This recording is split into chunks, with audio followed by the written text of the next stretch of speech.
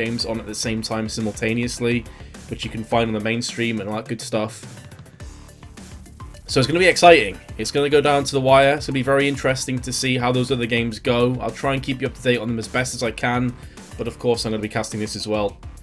And yes, I have a cold. I am quite sick, but I'm going to persevere and push through this. It's just the 2 maps today, which are 2 massive maps, though, it should be mentioned.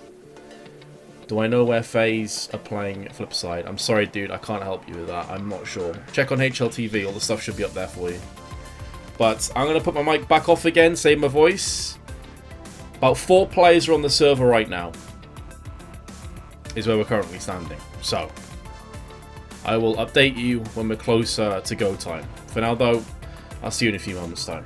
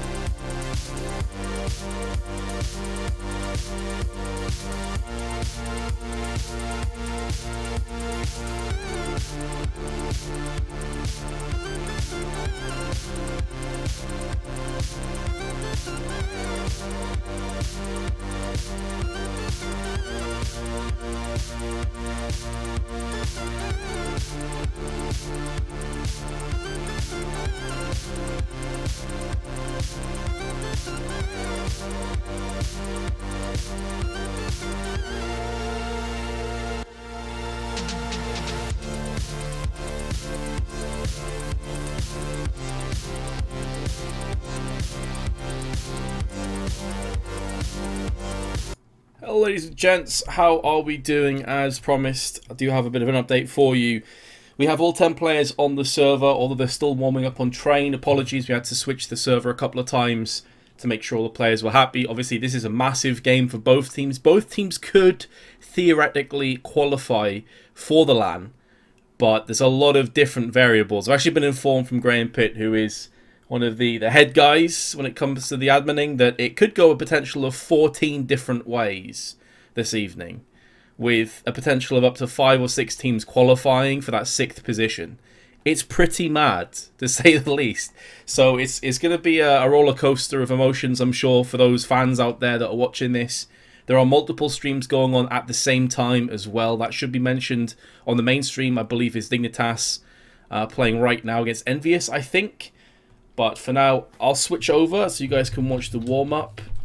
It gives you a general idea of what's going on as well. There you go. So you can see all 10 players on, or at least they were for a couple of seconds after someone just disconnected.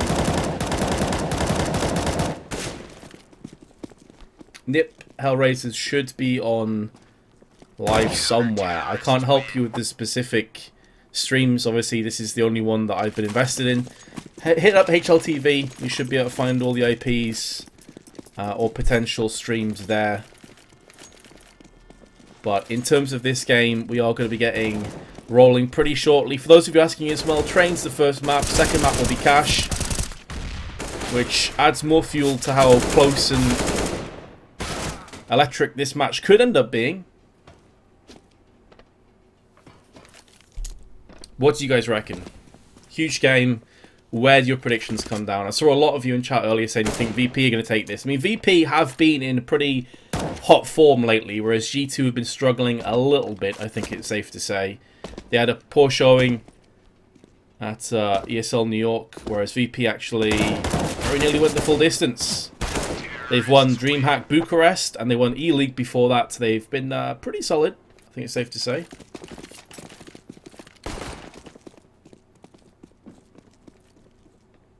VP 2-0, G2 0.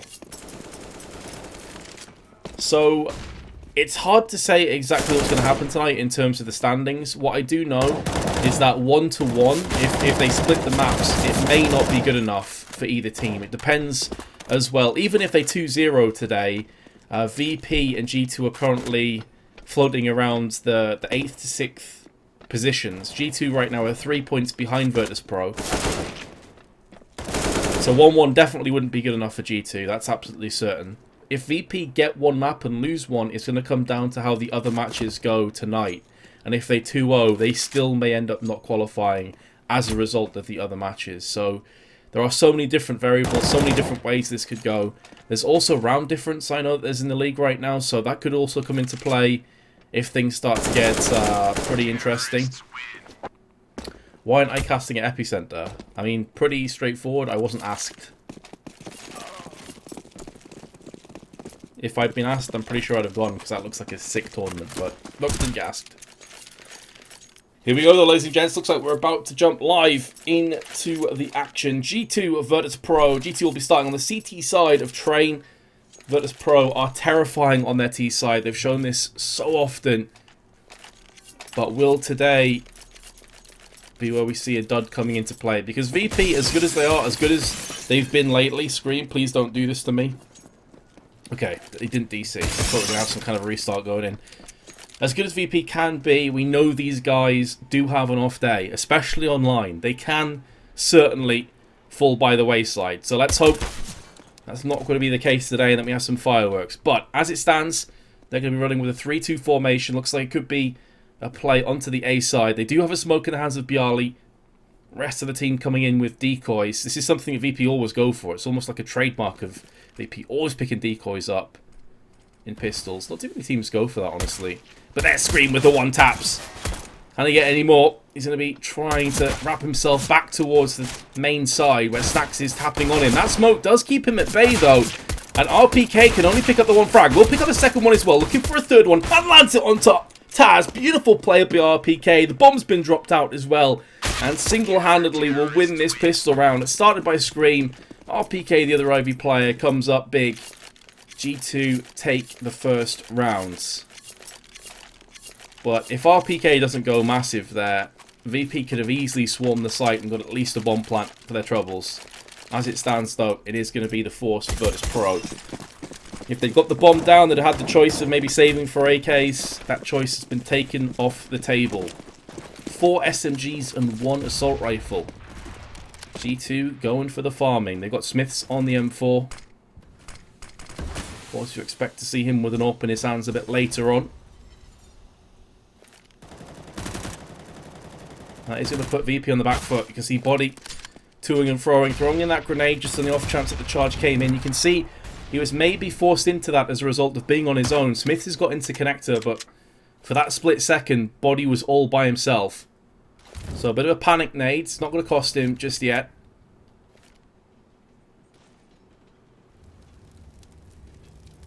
And it's just going to be Pasha who's actually lurking on Ivy. RPK still in the same position as last round where he locked it down, but there's Body with the UMP. All too easy. Taz is going to come back for 1 frag, but this has to be on Body, really. If he doesn't pick up those 2 kills, the round could have got out of control. Scream from behind should best Snacks at close range, and it will be a case of the poles just dipping out of this round. Pasha, who wants a lurking man, has now given his position away. He's been compromised. What a 1 tap, 2 taps. Hello, Pasha. Shocks and Scream get completely demolished. And Pasha may not be finished just yet. Yes, he will. But a valiant attempt at the end from Papa Biceps. Jeez. Not too shabby. That's going to give him a little bit of money to go forward to in round 4 with. But this is going to be the eco. Maybe Pasha picks up a pistol of some description. It's going to be a P250.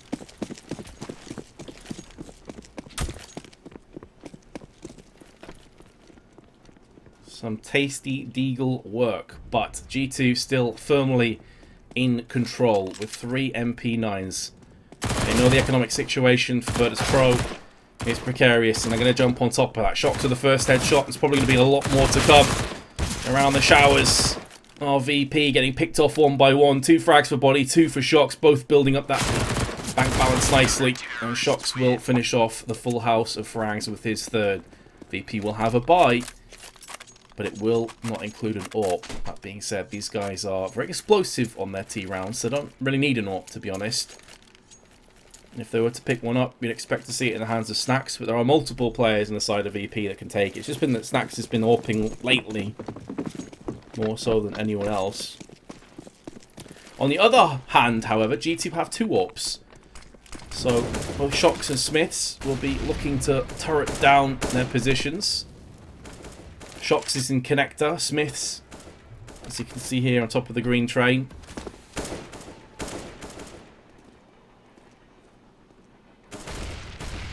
Aggressive plays by Scream.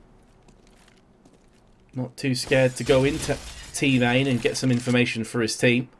He's not going to push any further. That would be certainly not the greatest of ideas. He's actually getting spammed through the wall of Snacks. Only 5 damage though. I say only 5 damage, suddenly that's turned into 48. He has to back away with 52 health, and that's a pretty decent little trade by Snacks. Intelligent as well, playing passively in T main. Realising one of the CTs may have pushed in there, it doesn't hurt to at least spam through. And Scream almost, you know, muttering, "You what, mate?" under his breath as he pulls away. Dirty Snacks. Meanwhile, 40 seconds left on the timer. Virtus Pro still yet to pull a trigger, but they're about to do just that. And it's probably going to be down to Scream. And it's not going to happen for him. Pasha just comes in and sweeps him aside. Smithson, meanwhile, desperate to try and get a pick, but the smoke is in his eyes.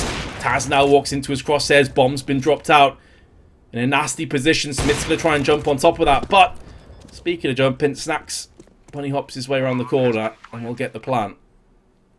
So well and good getting the plant. It's what happens from here that really counts. There's Smith for a second, missing out on a 3rd narrowly. And now it's up to Shocks to step up to the plate and deliver he shall into the backside of Snacks. Meanwhile, Pasha in a decent position to fend off this bomb. But the problem with this position in 2 versus 1, as soon as you shoot, you're in a very isolated, claustrophobic position. And he gets spotted out anyway. So G2 will pick up a 4th round, retain both AWPs. And have started in very confident way.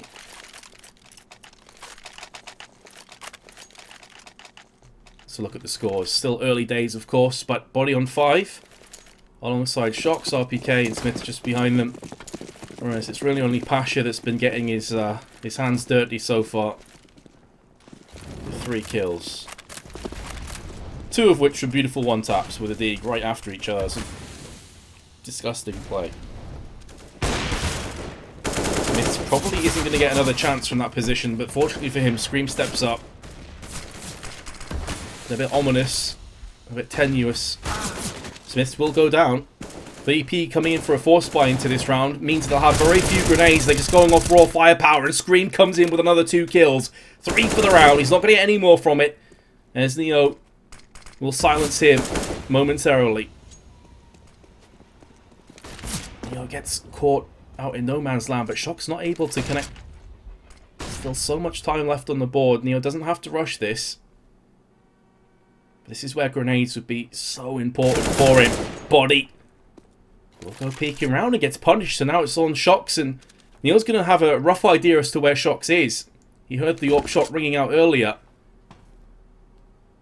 Really trying to toy around with the position and try and get the drop onto Shocks as he jumps across. Very intelligent play. I believe Neo's just going to scamper across to the B side now, and we'll have this plant for free. So, where does Shocks come into this one? The bomb's also planted in a position where Neo could defend this from multiple positions himself. He spots onto Shocks, lands the frag, and Neo gets the clutch. 3 kills in the round. VP will secure their first. In a round, really, that you expected them to just slip away, and they had full AKs but no nades, and the early frags went the way of G2. Neo stepping up big. Well played. Double ops again for G2, so they're really digging deep into their back pockets. You can see now, they won't have a pot to piss in if they lose this round, and they've got RPK on a 5-7. This is VP's ticket back into Train. They have an AWP in the hands of Snacks. It's the first time we've seen this so far. About to get hot in there for Body. He's going to have to run his way out. It means he's used a lot of his utility, all of his utility in fact, just to escape. Still loses a lot of health. RPK, if he gets greedy for that weapon, can end up being on the receiving end of a battering. Meanwhile, Smiths battening down the hatch, lands the frag onto Taz, and VP are really struggling here to keep themselves above water. Screaming meanwhile with the UMP onto Snacks, so the AWP is dead and buried for Virtus Pro for the time being. But additionally, the bomb has been dropped, and it's not going to be too easy to salvage. However, Neo and Bialy are putting a lot of lead down range, and they have brought this back to equality. Body is low. No nades, but they do have Shocks with the AWP. 45 seconds left. Bomb has now been picked up as a result of the 2 frags. Bialy is going to get the drop onto Shocks, who's not expecting that. Switches his aim towards Pop Dog as Body comes out, and VP do pick up a second round, and as a result of that, G2 will have no money. VIRTUS Pro now can definitely claw this one back to equality after such a shaky start. G2 are only seemingly going to have a Deagle and a P250 in the hands of Scream and Shocks respectively. So let's see if they try a stack of some kind and catch VP unawares.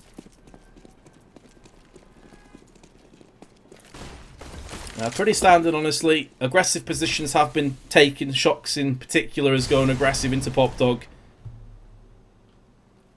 But other than that, nothing too out of the ordinary in this round. So VP should be able to sweep aside G2 pretty convincingly, you'd assume. Shocks is going to make a move. This could all come down to timing. Neo and Taz cue the Jaws music because he's going to jump on top of them. He can sense the prey. Shocks with the P250 can't get his hands on the weapon. If he plays the angle correctly, that could force the CTs, or the T's, pardon me, into a desperate kind of move, and there's Shocks with the second kill. AK has now been picked up. No Kevlar, so aim punch is going to be a real threat and danger to contend with. Speaking of which, RPK had a whole bunch of it. Couldn't land much onto Pasha, but Scream's Deagle will. VIRTUS Pro are keeping in this round, but now it comes down to Shocks, the one player with the assault rifle. Going to be lurking his way on the back of the site. Molly goes just behind him into Pop Dog. So, on the trajectory, he knows where the last player is now. It's going to be Snacks. Shox could actually pull this one off. Snacks is just on 24 health. This is where the aim punch may not be an issue after all. Already 3 kills into this round. Can he make it a quad? Snacks has 20 seconds. Only good news for him is he has the bomb. The downside is Shox is calling this one to perfection. He's going up into heaven. He's not being dissuaded. He's actually going to be hiding on the ladder and trying to play the time here. 5 seconds left. Snacks will get the bomb planted. But if he comes out into the open, he's a dead man. And Shox is going to jump on top of it with a 4K. And a clutch to boot. Beautiful play through hyper-aggression on Pop Dog with his P250. And G2, who are looking to maybe go back to even, have now re-established a 3-round lead at 5-2. VP will be sick to their stomach. Shox moved to 9-3.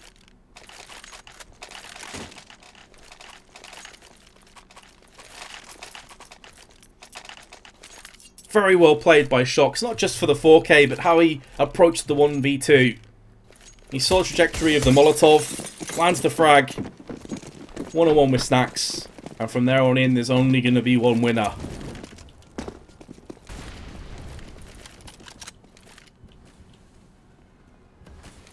Meanwhile, G2 have got to make sure they keep this going forward. If they get broken again, their economy in a place where really Smiths would be able to buy, and it would be likely that another eco, or at least a half buy, would be imminent. So VP is still in this. They do have a deal and a Tech 9 into this round. And actually, really no utility to play with now, just a Molotov. Vincent Shox getting themselves back on the scoreboard. More notches on the belt to Shox, who's over the 10k mark now. And came in kills, not money of course. Snacks is going to get spotted and fragged in an all too easy round for G2. No casualties. Great for the back balance. Not so great for Virtus Pro, who are back into another eco.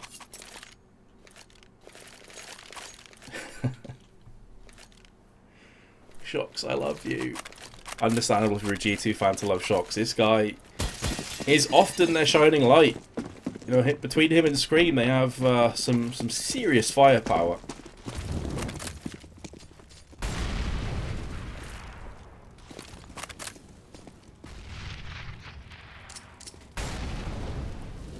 So full-on Glocks. Best case scenario really for Virtus Pro in this round is bomb plant. That's probably all they're hoping for. That's the mission they've decided upon. And I like how G2 have played into this round as well. Like typically it's Body who's on B by himself, but now reading the economic situation, reading that Virtus Pro would likely be into some kind of a B rush, they put 2 players here instead to try and just stop this bomb from going down. You can hear that the molly incendiaries have been exchanged. The bomb is going to get planted though, so Virtus Pro... Oh no, it's actually not. It's been taken down just before it gets planted. I think it was Shox that stopped it. Gets another frag for himself. Decent round. They did lose Body, but no big deal.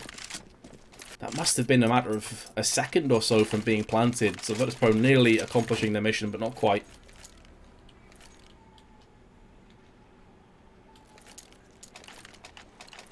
Full AKs. Curious if we're going to see another super fast push out of main from Virtus Pro. They're a team that like to run with that from time to time, and the blitzkrieg approach often gets them a lot of rounds.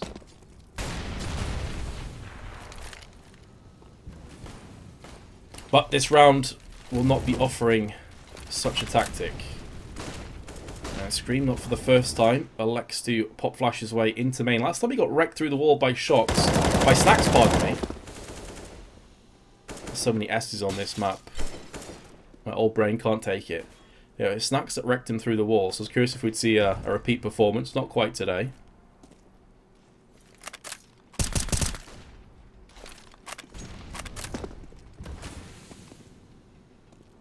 Look how aggressively Body and Shox are playing in Boxhalls. This is the first time that G2 have gone for this kind of a play.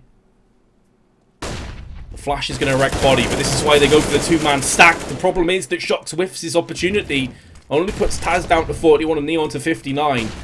So with Body's death, this is going to put Scream onto the B side. Very passive approach from the CTs. You can see here, 2 of them back on the Ivy CT sides. and Scream at the back towards CT itself. So this does give up a lot of real estate when it comes to the site itself. And now that VP are pressing the go button with the smokes, the CTs can't see anything, so it definitely will be a bomb plant coming to fruition. It's hard to see how G2 claw this one back from this now. Pasha point blank range will get taken down from Smiths. So that does give the CTs a glimmer of hope. Also allows both Scream and Shocks to pull their way from the CT, spawn into the Ivy sides.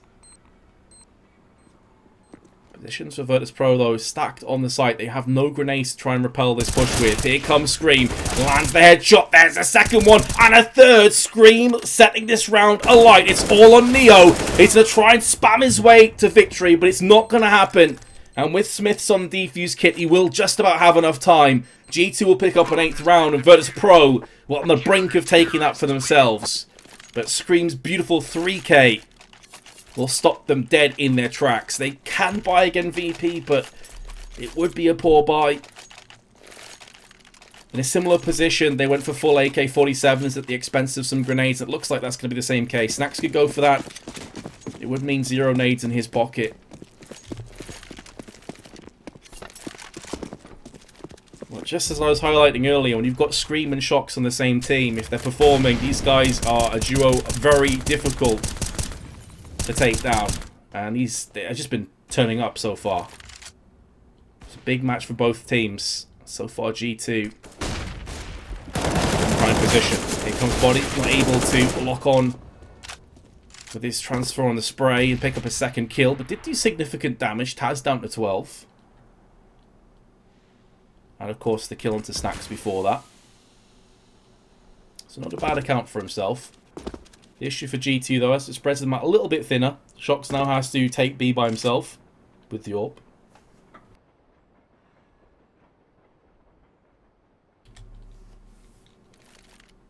I knew if I said lock on, someone would be like, he's calling hacks. It's just poor term. My bad. Bad Inglando. So 42 seconds left, and it is going to be the B hit. Shocks is going to have some reinforcements coming in from Connector. May not require it, though. First kill, overkill onto Pasha. Headshot with the AWP. It's going to leave a mark. Taz out into the open. Bam to the slaughter. All too easy for G2. The bomb planted again for Virtus Pro, but they're unable to hold on to this. Smiths with a pretty tasty P250 frag. Leaves Bialy in a 1 and 3, and he's not able to get it done. G2 now move to 9 rounds, 7-round leads. Whitecaster no speak good London. It's probably because I'm from the northeast, mate. Double up again.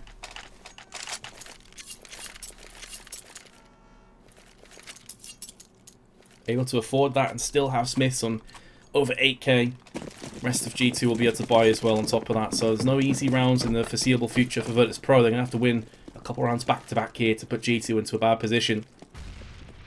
That being said, it's still definitely up in the air. Virtus Pro, if they finish this half strong, which we know they can do, they can get a spree of rounds. Could certainly set up a decent CT side, but Smith's getting the opening pick and being able to back away after taking down Bjarly. RPK, Smiths again. G2 just don't seem to be able to miss right now. Neo with a beautiful double spray there. I say double spray, the second was basically a one-tap. Pasha had already weakened RPK.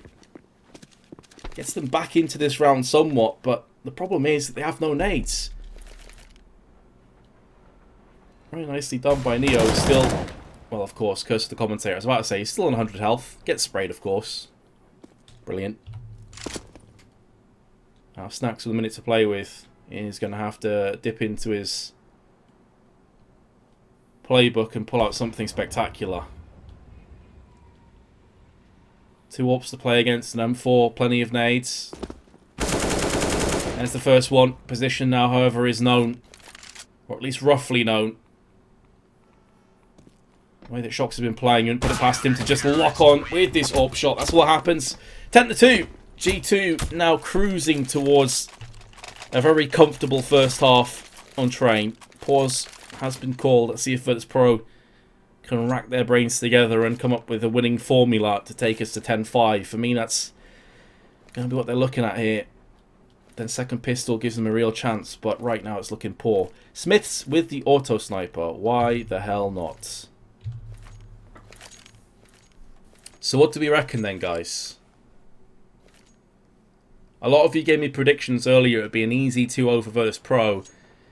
Is there anybody that would like to retract this statement? Now is the only chance I'll give you. Or do you want to stick by VP? Do you think they can come back from this deficit? For me, though, it's not necessarily just the fact they're 10-2 behind. It's the manner in which they've been picked apart, honestly. Taz is on 2 for 12. Pasha's 5 and 12. Snack 6 and 12. It's been a rough day at the office. Especially considering that Taz is typically the B player and often plays B by himself. It does worry me if he's not necessarily firing on all cylinders, if they start aggressing onto B, if Taz will be able to hold that one down. He is very good on B, though, I will mention. He's one of the better players on B side.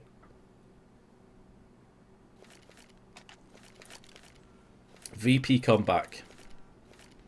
You believe, huh, Edison? VP has to win pistol, pretty much. For me, I think they've got to win at least 4 rounds in this half. I think if they go into the second half with 2 rounds, even if they win pistol, it may not matter. So I think they've got to go on at least 11-4, obviously preferably 10-5, win the second pistol, bring us back to like a 10-7 scoreline potentially, or like an 11-6, 11-7 scoreline, and then the comeback's very real. It's very possible. But there's a lot of maybes, ifs, and buts. And remember, for those of you that aren't aware and just tuning in for some good Counter-Strike here, which, of course, this game should be great Counter-Strike, but there's a lot on the line for this game. Today is the last game in the ESL Pro League for both these teams, as it is for the rest of the teams too. There's a lot of games going on simultaneously. And basically, both teams are around that 6th position mark, where the top 6 teams will go to the offline LAN. They qualify for LAN. So G2 are 3 points behind Virtus Pro. If they win this, they'd be even going into that second map. And it's not even necessarily guaranteed that if one of these teams takes a 2-0, they even qualify. It's very dependent on the rest of the games that are being played today. So with that being said, the pause has came and gone, and Scream catches Pasha with this nade out. The aggressive play. What's going on there, VP? Surely somebody's watching for that push. Scream's done this a few times. Fair enough, you just have pistols, but after a pause, that's got to be crushing. Snacks in the meanwhile is going to try and do whatever he can. The P250 work from Theo through the smoke. Lands the AWP shot as well. What is happening here? G2 are looking odds-on favourite to take this round. It's a formality, and now Body may very well still pull it back for his team. Neo with the play of dreams, but it is still Snacks in a one-on-one, and he doesn't have Kevlar. We've been here before. Last time it was Shocks. Bomb planted, not necessarily for Snacks though. He's going to have to come out into the open to try and defend this. Or will he? Body gets caught and Snacks sprays him down. Neo's godlike play will keep Virtus Pro in the round and indeed win them it. G2, interestingly enough, RPK and Scream have very low funds. So they can buy into this round with Smith, Shocks and Body. Which they will. But that means we're going to have RPK on Scream on 5-7s. Neo was sick and tired of sitting idly by. He went for the aggressive play through smoke and it paid out for him. Very well done. He continues to impress. But there's Scream again. How many times have we seen him aggressively play team main and just clean house? That is an AWP now shifting hands. Just when you thought Virtus Pro could start to bring this back, it's looking poor again.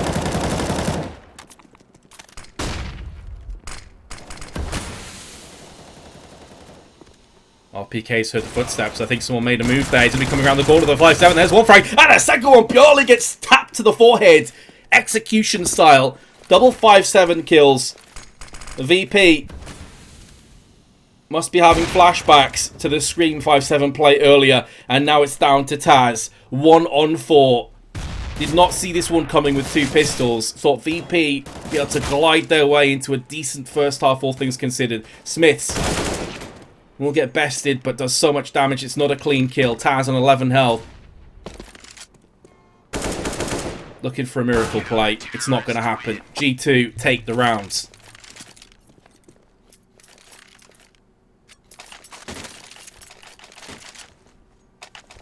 RPKs, double 5-7 headshots on Ivy. Setting up things beautifully. Shock 17-5, but look at Virtus Pro. Neo, his team are getting battered, and he's joint second frags overall. 15-12, the only player with more kills than deaths. That definitely deserves some serious props, but the problem is that he's trying to carry the rest of his team behind him.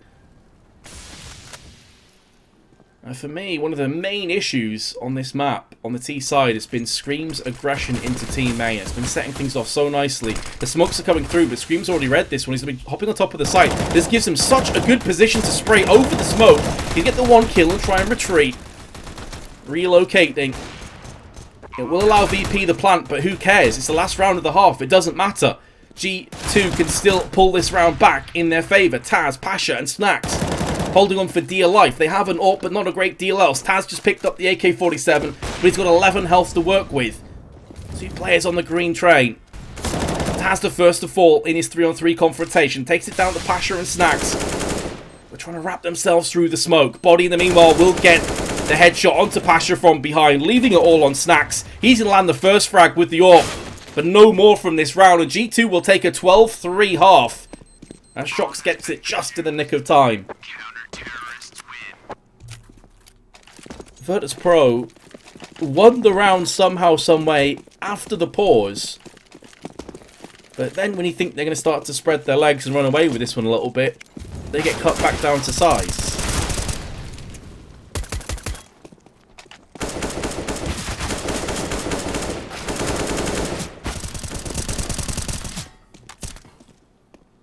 So it's going to take a Herculean effort for Virtus Pro and some players to step up big on this second half.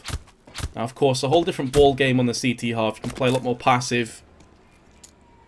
Those aggressive peaks from Scream aren't going to be anywhere near as prolific as they were when they're on the T side. But Virtus Pro, quite simply put, have no room for error. If they make mistakes, G2 will pounce on it.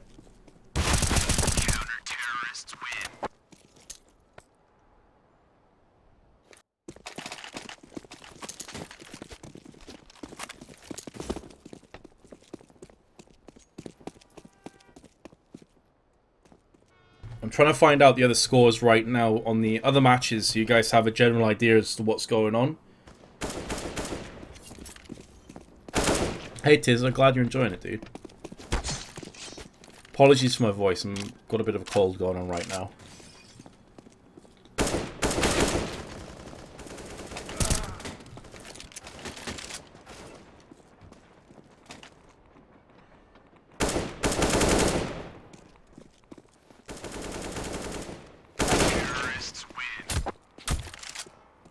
Wait, Heroica winning 15-4 against Na'Vi? You what, mate? Right, thanks for those of you that are typing in chat right now. Obviously, Twitch chat is pretty renowned for trolling, but I'm waiting for confirmation before I start sprouting off rounds. Will you cast the next major? I have no idea, dude. I hope so. Be awesome. Probably not, though, to be honest. I doubt I'll get asked.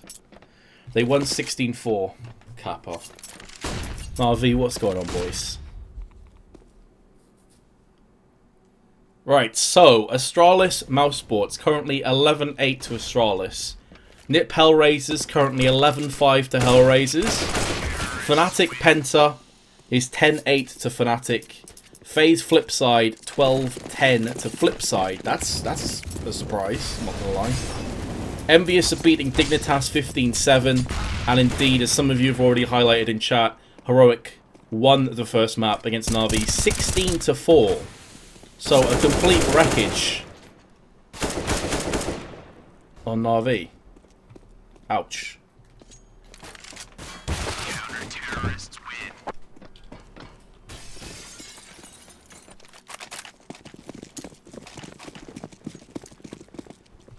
So after this map's done, I'll have a quick peek at the leak and notify you guys on generally what's happening. Again, I was told there would be a potential of 14 different outcomes today as a result of how the matches play out. So I will try my best to do maths, which is not my strong suit, let's be honest.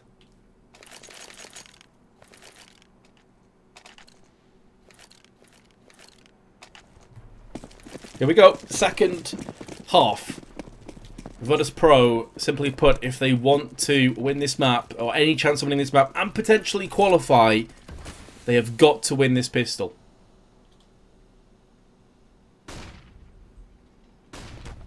Snacks in prime position to strike, but he's going to get jump shot.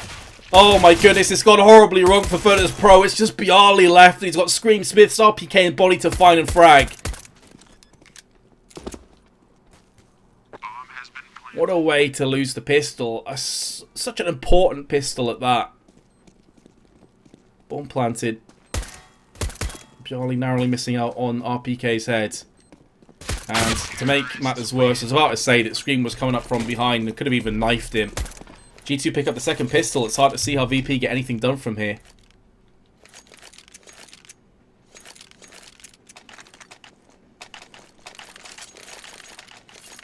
VP have been struggling. Neo, really the only person to be providing anything of note.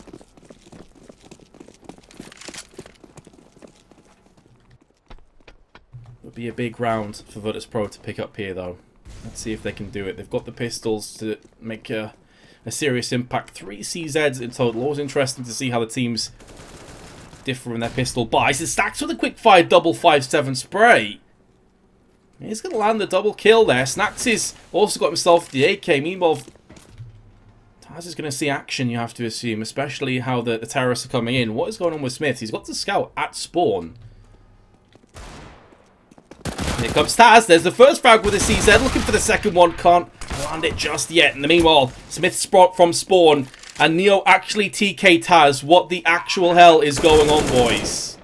It was Taz that died on the site to Neo in the end. It was... He didn't get killed by G2 as I thought. He actually got team killed. Rip. Rip the dream. Smith's going to save onto his scout. Bomb has been defused. Counter-terrorists win. Yeah, I don't know what's going on with Auto Director. I'll try and control the camera as much as possible, but solo casting while streaming and doing controlling the camera by myself, I'm not that good at multitasking. I'll do what I can. So VP have taken the rounds, and in many ways that's going to hurt the economy a little bit more of G2. They have managed to save the scout, however, and they've got a CZ to go alongside that, so still have a bit of power to play with. 3-2 formation. G2 looking to pull off a two-pronged attack onto A. They already have got a bit of movement out from Scream, who's pushed through T main. The bomb in the hands of Body, waiting on Ivy. Grenade comes by, doesn't do quite as much damage as I thought it may inflict. Scream, in the meanwhile, will get the tap on towards Neo, and he's still alive for a few more seconds. Bialy making a bit of a dinner out of that one, but finally gets the frag, and now it's done horribly wrong for VIRTUS Pro as they find themselves a player behind. Snacks has the AK. Needs to be careful here because he's about to get pushed from Body, but will land the frag and the second one, and Taz will lock it out with the UMP. Solid in the end for VIRTUS Pro, but was looking a little bit sketchy towards the middle part of that round, especially when G2 exploded out of Ivy and Bialy got fragged on top of the train. I was fearing the worst for them.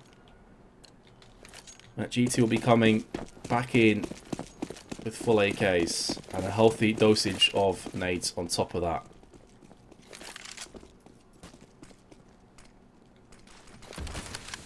Taz with the timing grenades. However, G2 not home just there. Bit too early.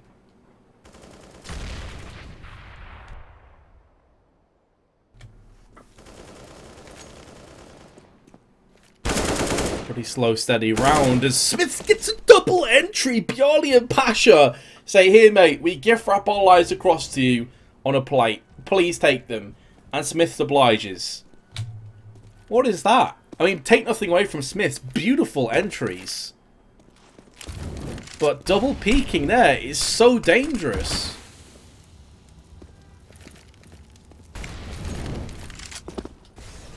He only lost 22 health on top of it. That's unreal. And now the CT's almost forced into peaks. They have to try and get some information. They have to try and pick up frags, and Snacks will do just that with his AK. Double headshots. Neo, in the meanwhile, comes back in for a frag of his own. Body misses out on this first opportunity, but jumps on the second one. Problem now for G2. They're both very low. 28 and 12 on Smiths and Body. Neo is far from healthy on top of that, however, for the CTs. And Taz trading out to the AK. We'll get the frag onto Body. Smiths, in the meanwhile, peeks out. 20 seconds. Got to get a move on. Doesn't have the bomb either. It's in a very precarious position on the other side of the A plant. Smith stays. You have to feel are numbered, and it will be Neo to put the final nail in the coffin as VP pick up a 6th round. That's a hell of a comeback in that round for VP, considering that Smith got 2 kills in the opening moments of the round itself on Ivy. Impressive work. G2 back into an eco. They do have 2 Deagles though, and 3 P250s, so definitely can't write them off. Round changing potential. That grenade looked like it'd do a lot more damage than just 2.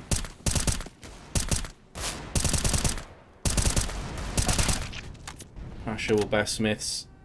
Tries pushing through the smoke. Nice shot by Neo. It is an eco at the end of the day. Pasha landing the touchdown. And what started off as... oh man. Whoever's corpse that is, go see a doctor. That right leg is screwed. It's like literally pointing backwards up his ass.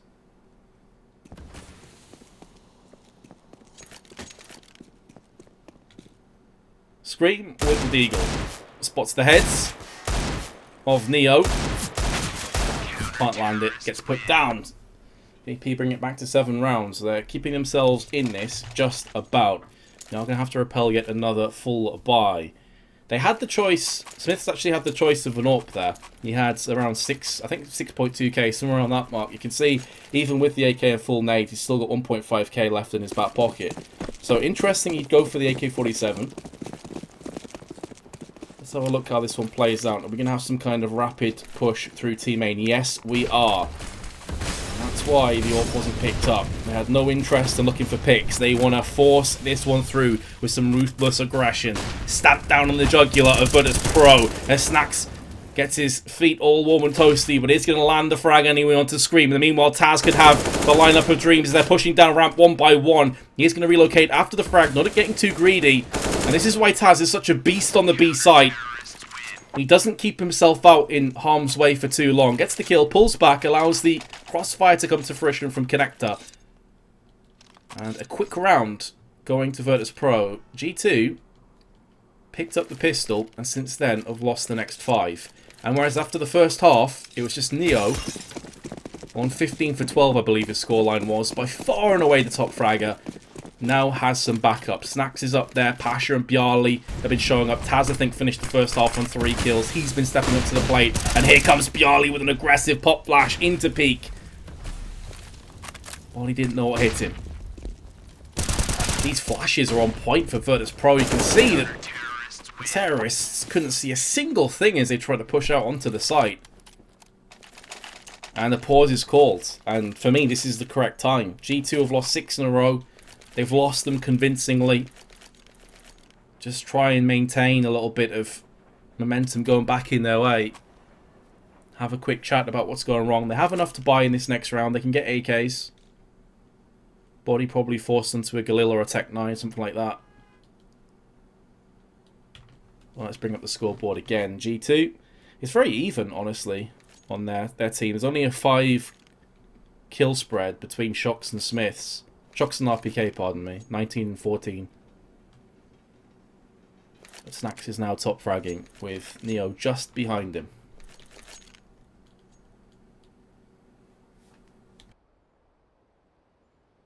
Feel like we may see a fast B play. We haven't seen that yet for G2. They haven't really tested Taz. It's been more of a slow, steady push. The closest we've had to that is the 3-player stack and ramp when they came down and Taz got the crossfire behind him from connector. But other than that, I think it was maybe a pistol round or when G2 went to an eco. This, they're actually going to half-buy, so I guess they are putting more emphasis and more power on the AWP. They are finally going to get themselves an AWP in the hands of Smiths. Or potentially Shocks. If they did go for a buy, to be fair, they would have had a couple of AKs, but they'd have been lacking on nades, so... me playing the slower game here. They do have still a round buffer as they look to pour out of T main. Scream using the smoke to his advantage for now, but the rest of his team is being brutalized. VP having no chill in this round. Shocks will be the final player to fall. So I assume in this one we're going to see an AWP, at least one AWP. Smiths has got one. Is Shocks going to pick up a second? Yes, he will. So that is the reason for the half-buy in the previous one. Can they get it to work? Let's look at the spawns as well. Smiths has a decent enough spawn. And Shocks actually has a pretty solid spawn. So let's see if one of them goes for an early pick.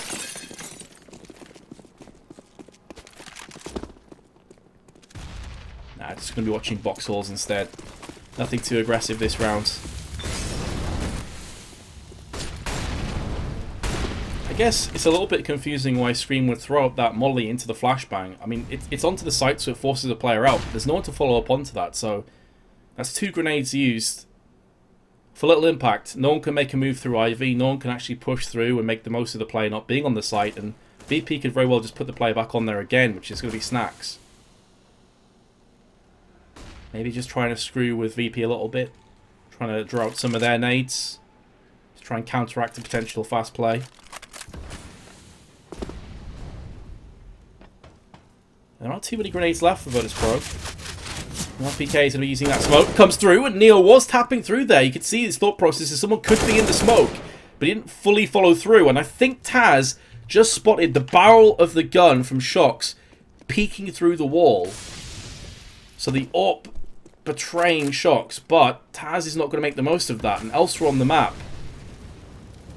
Smiths did find himself a kill. This could all come down to timing. Snacks? And he said Shacks there. Okay, brilliant. We've got Shaq on the server now. Snacks? Hold on a second. He's got Body just behind him. Snacks, turn around. What's happening here? Body, in the meanwhile, has got himself all the way through to the CT spawn. So this probably will catch Taz completely unaware. He's like, dude, what is going on here? Body gets a second kill. Leaving Bjarly in a 1-on-2. Will land the first kill. And now Shocks is going to land the shot from range. Yeah, it's the Shocks-Snacks combination that's screwing with my head. I would pay good money to watch Shaq play this game, to be honest. That'd be sick.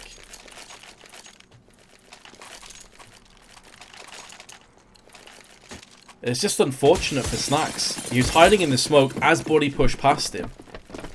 There's really no way of him knowing that.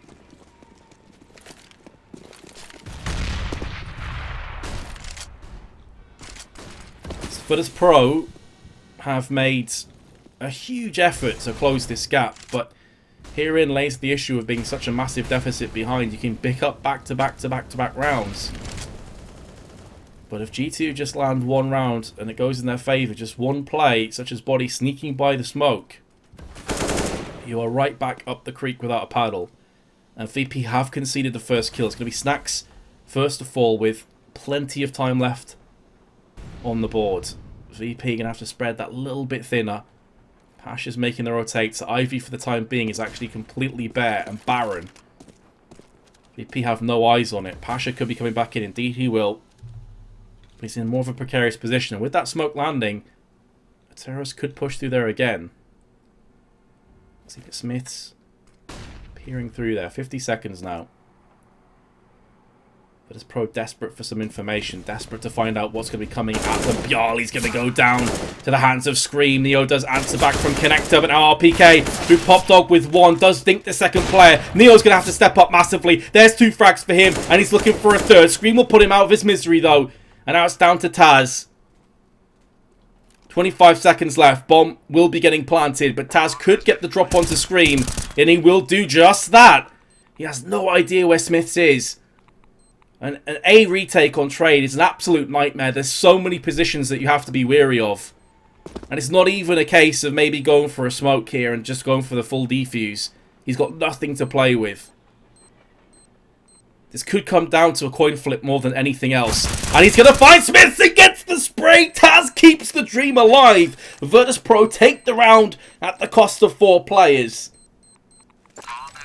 But again, it's Neo from Connector who puts down the 3 kills, lays the foundation for Taz to build off. Very well played. But as I said, it came down to that coin flip. If he goes peeking a second earlier or later, Body very well could have had him.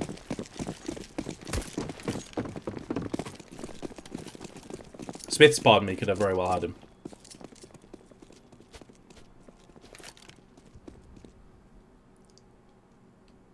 Alright, Shocks, what have you got up your sleeve? Not a 1 dig. Not just yet. Not too far off.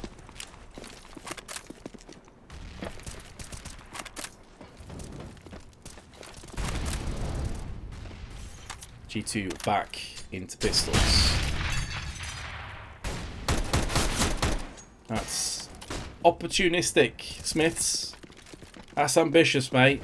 Tech 9 from that range.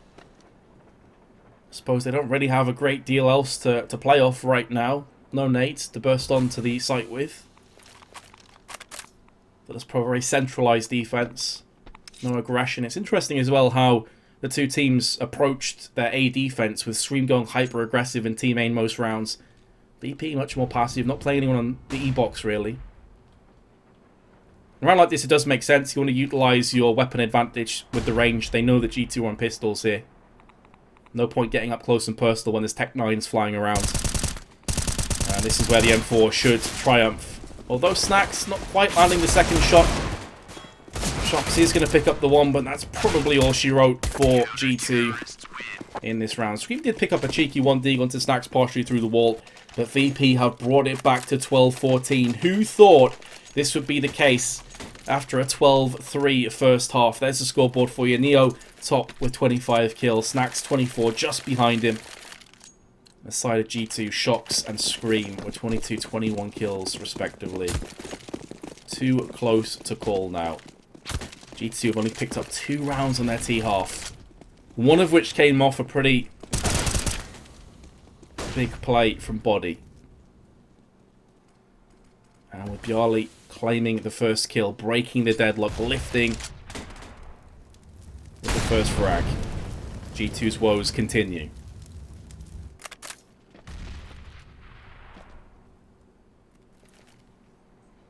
It's been these kind of scenarios where G2 can't get the entry frags that they really struggle. Just getting picked off 1 by 1. They need somebody like Shox to just go ham. Scream is still alive. They've got those 2 talisman alive, not for too much longer.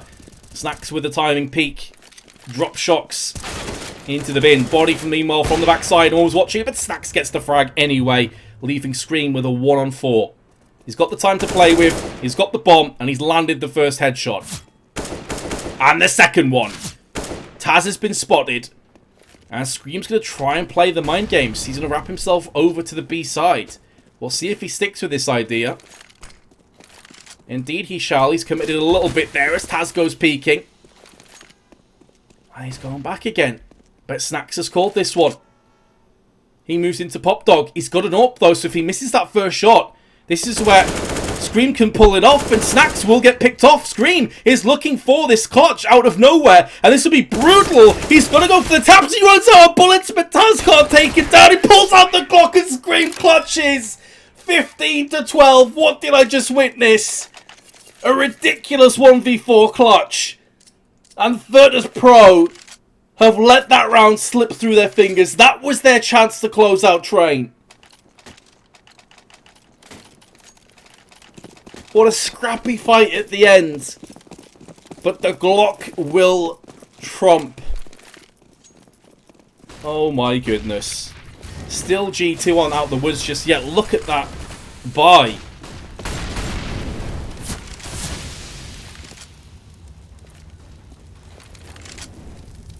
hello here. Scream's like, why can't I move? Why can't I move? That's because there's a CT in the smoke, mate. Taz a double spray down elsewhere on the map on B. As the bomb is dropped out.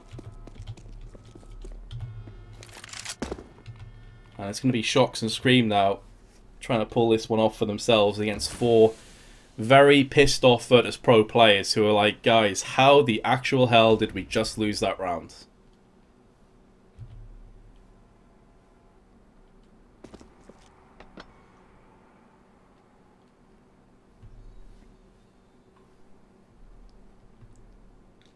VP can still bring us to overtime, which in itself would be miraculous. Shox gets the dink actually before dropping. Nice try.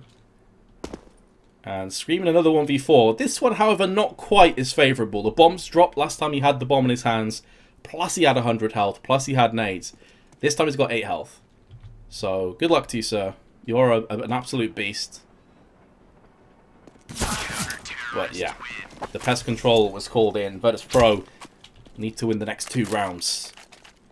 As Smiths and RPK, alongside Shox, really have no money to play with. So this looks as though it is going to go down to the wire, ladies and gents. It's going to go down to the 30th round. Unless G2, of course, pull off another upset round and take it down. They only have 1 Deagle to work with, but it's in the hands of who else? The one-tap master.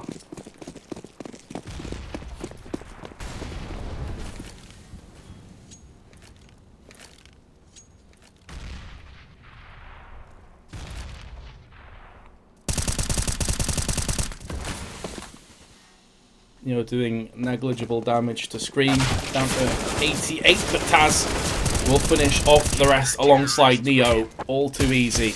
And it comes down to it, guys. It's going to be the 30th round. What's G2's buy looking like here? Do they have an AWP in play? Yes, they do. That'll be in the hands of Smiths. He's got Kevlar as well. No glass cannon AWP for today. RPK's on a Galil. And Shox could go for the AK with just a flashbang. That's what's going to happen here. So both teams running with AWPs. 2 in total for Virtus Pro. Neo and Pasha. Snack's not having any part of that today. Ivy seems to be the position of choice for now. Pasha gets flashed off. It's going to go for the repeat. RPK just round the corner. Meanwhile, Taz on B by his lonesome. Pasha is going to get smoked out for now as Snacks goes peeking, looking to return the favour onto Scream, who is the terrorist, surprise, surprise, who's in team main right now. RPK in the meanwhile is going to use that smoke to his advantage, pushing close. Pasha with that grenade could do a lot of damage. It lands right next to the feet of RPK, who catches it in his back pocket. Meanwhile, Bjarli is going to spin around as Pasha can't get that one covered. Clearly the call came through. Pasha isn't required as Bjarli goes for a double spray down. The bomb has now been dropped out into the open. Snacks is going to put down onto Scream, and now Neo should be picking up the kill with a 5-7. Not just yet, but Pasha's there, leaving Shox in a 1-on-4, and VP have done it. We're going to overtime. G2, who took the first half 12-3, were unable to get to the finish line, and Virtus Pro have all the momentum going in their way. And you know what's absolutely nuts? If Scream doesn't pull off that crazy 1v4, VP would have won this 16-14.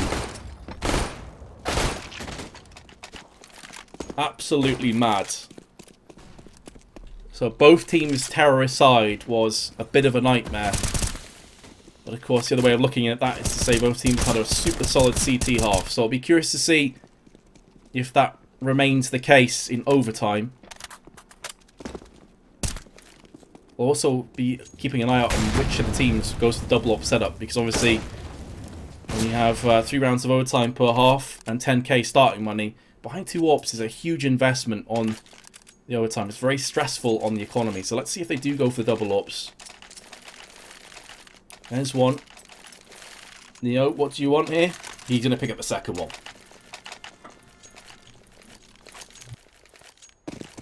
But so did G2. So 4 AWPs in the battlefield. Someone's going to be heartbroken. Someone's wallet is going to get burnt after this round. back to the drawing board again. So, T rounds are going to be so important. And there's the first pick of overtime. Pasha goes walkies and gets put down, courtesy of Shocks. These T rounds are going to be so important. How did G2 springboard their way into this round? That grenade does so much damage to RPK and Shocks, who go for the boost. If Bjarly peeks again, he'll probably be a dead man, and Shocks will oblige. So the opening 2 picks go the way of G2. And how do Virtus Pro counteract this? Neo's in such a sketchy position because he knows his players in Ivy, but at the same time he's got the AWP. He's trying to see if he can peek onto team main. He's going to trade out. He has the luxury of the choice of either the M4 or the AWP. 45 seconds left. Certainly a feeling that this next kill could very well just finalise the round. If G2 pick up the next one, the House of Cards should come crumbling down. And you can see, very patient play. Virtus Pro have to look for information. They have no idea as to where the bomb even is. And so Shocks gets gift wrapped to 3rd kill. But definitely understandable why Virtus Pro would go for that peek then. Taz in the meanwhile, an 1-on-5. Can he one-up on screen? No is a resounding answer. G2 will claim first blood of overtime. And more importantly, it's a T round. And with the double ops coming in, this is where it stings. This is why I said, oh, we're going to see the double ops coming in on the CT side. Because Pasha's forced into a Mag 7 and has no funds along the rest of Virtus Pro.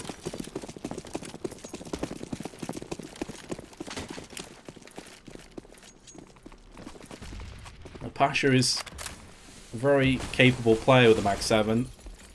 And he's using a close range on Ivy right here. But Smith is going to get the opening pick this time. Oh, VP, not like this. Not after you've made a crazy comeback. To lose this way will be an absolute heartbreak. And again, there's so much resting on this game. A potential qualifier position for the LAN is beckoning.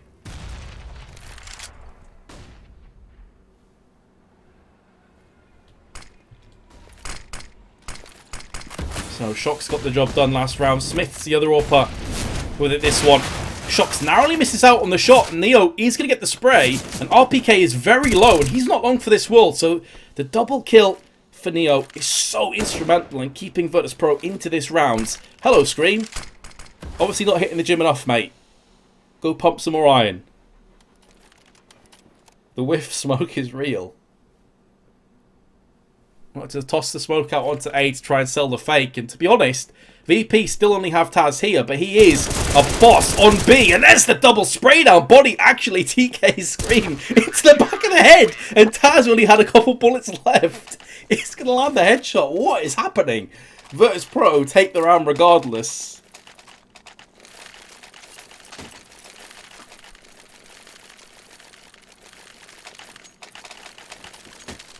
(16-16). You've got to love the cheeky execute into the back of your teammate's head. The 2-bullet headshot at the end as well is tasty. That is spicy, Taz. I'm liking it. By the way, Taz is 21-21. Remember, after the first half, he had 5 frags. So that is a crazy turnaround. Goes to show how potent he's been on the CT side.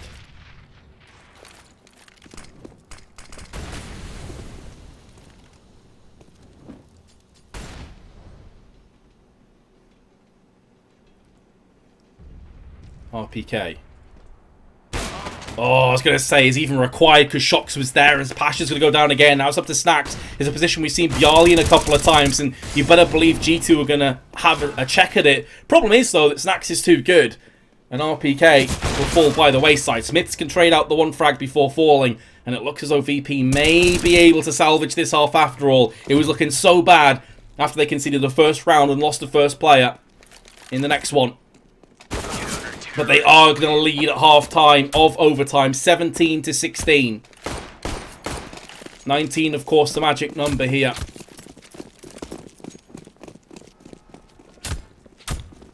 So G2 so far on this map have only been able to pick up 4 rounds on their T side.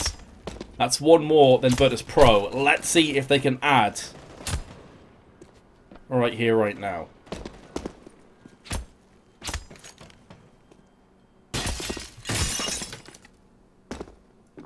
Happy. I'm calling it double overtime. Honestly, I could see it going double overtime as well. I think VP should be able to pick up one round.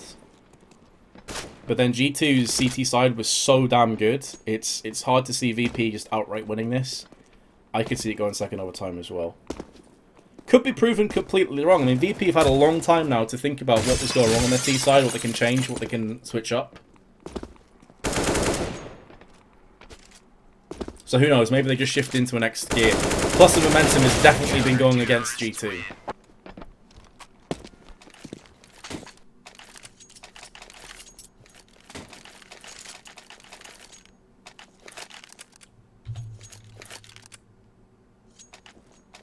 I want Henry G. Go get him then, bro. Alright, so only the one up for Virtus Pro on the T side. G2 will be following in the footsteps of the Poles with their double up, but we saw how drastic an effect that had on the eco, especially the economy, I should say, not on the eco. Especially if they lose this first round. But let's have a look-see.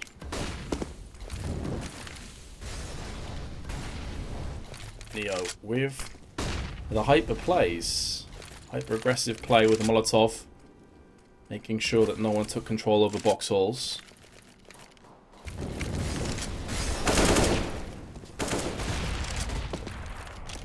Yali with the opening pick. So, RPK's gone down. The two ops are still in play. So, I don't want to get too carried away. But there's no doubting that opening pick is going to do wonders. And Snack sees the backside of Shock sticking through. And just rails it. Shox drops the soap.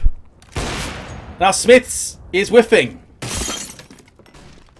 The whiffs are real. Bonnie, meanwhile, is going to get the drop onto Pasha.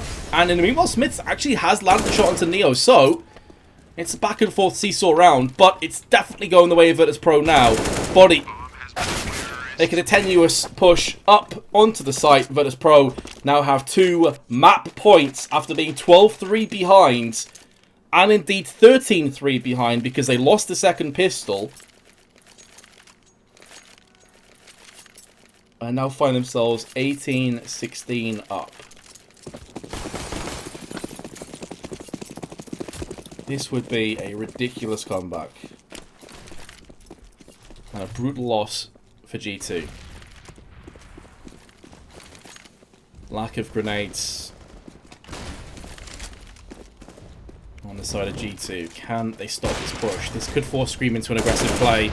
He likes this play, and that flashbang is totally on point. Snacks gets found out. Taz is also fully flashed. He couldn't do anything to save his comrade. So the aggro play working out for Scream.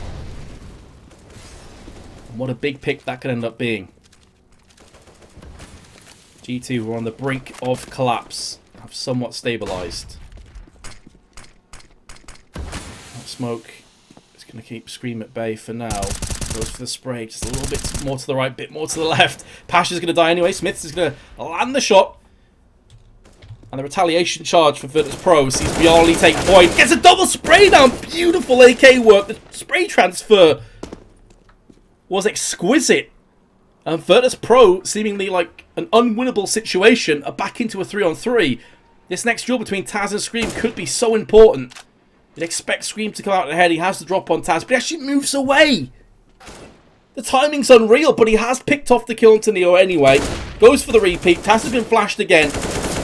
And comes out with the spray. It's all on Shox. He has to deliver a 1v2 if he wants to keep his side on this map. He should get the Kobe onto Taz. It actually doesn't kill him. What's going on here? And VP have done it. They're going to win in overtime. 19-16. Going back from a crazy deficit. They'll take down Train. And we will move to Cash with Virtus Pro with a potential possibility of qualifying for LAN. I still need to check the results. I still need to wrap my head around what's going on the rest of the standings. But my god, what a map of Counter-Strike that turned out to be. And Cash could very well be more of the same.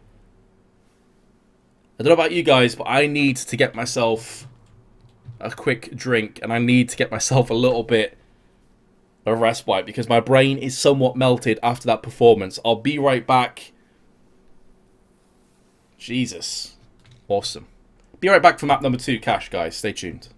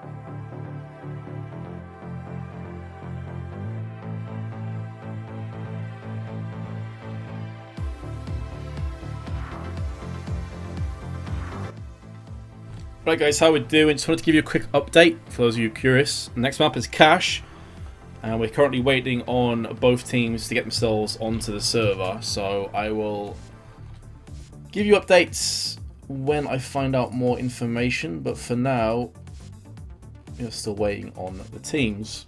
That being said, the current standings in the league, obviously, which last day of the tournament in terms of online. Next stage is the LAN. Top 6 teams qualify. As it stands, the Virtus Pro and Dignitas are joint 6th place on 42 points. G2 can no longer qualify. That is guaranteed. They cannot qualify any longer. So VP and Dignitas currently drawing for 42 points. Envious and Dignitas are playing in the other match. So I believe if Dignitas beat Envious and VP win this next map, it's even possible that Envious could go out instead. So it's still a lot on the line for both teams. I'm going to cut back to a break though. And when you rejoin us, we'll be live for Cash. So stay tuned.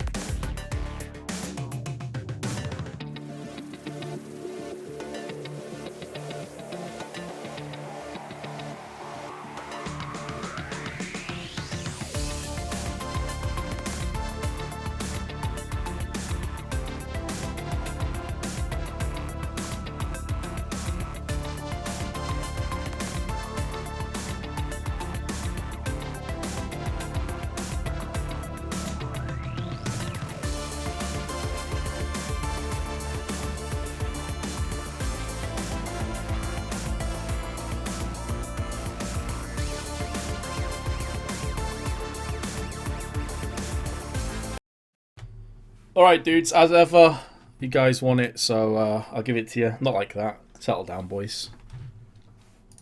Of course, I'm talking about the warm-up. I know you guys like watching it rather than just an AFK screen. So, with that being said, boom. There you go. Not a great deal's happening, not gonna lie.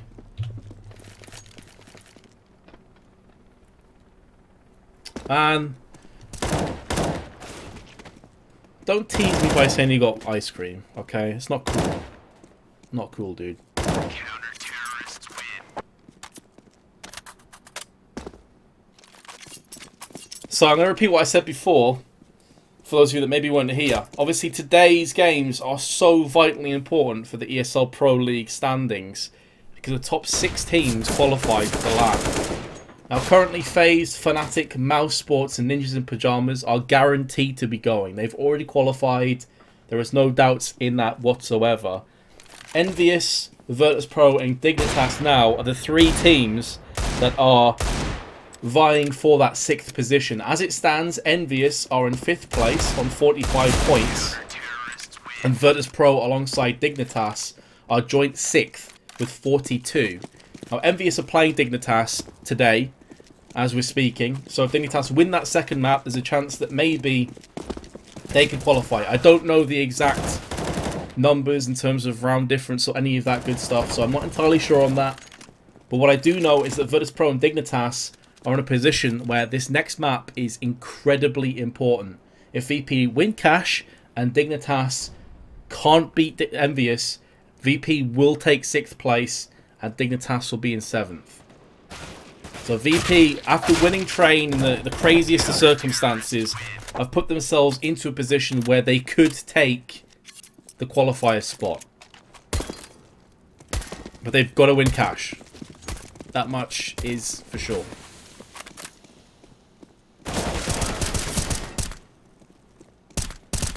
Tell me your address. Definitely not going to tell you my address on Twitch, mate. That seems like it might be up there with some of the worst ideas ever. This is effectively a best of 1, yes, Scorpio. It's worth 3 points in the ESL Pro League.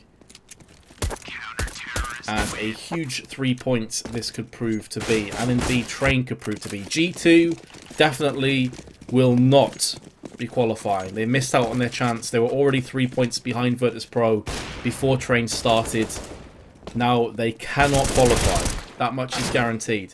If you guys are having issues with delay in sound, refresh your stream, refresh your browser, and it'll fix it. Trust me, boys. It happens every time for some reason. You just have to refresh.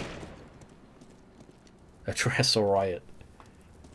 It's going to have to be a riot, I'm afraid. Refresh, boys. It'll fix it. I mean, that's typically the go-to for any issues that you have on Twitch. Just refresh. It should fix like 90% of the problems.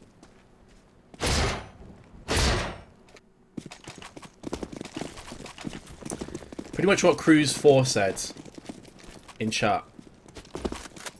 If MV and VP win, they both go. If Dignitas wins and VP losses, Dig and VP go. Or Envious, I should say.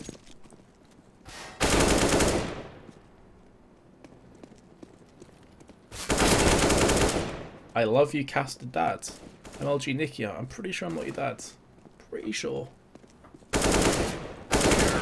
Sorry.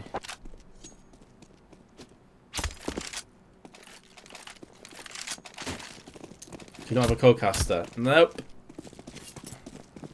Forever alone. Hopefully the casting's alright though. It does give me a chance to chat with you guys, more interactivity going. Why Shocks? He was just chilling spraying on the wall, dude. BM. Now today I learned that I have a lot of children in chat. Interesting.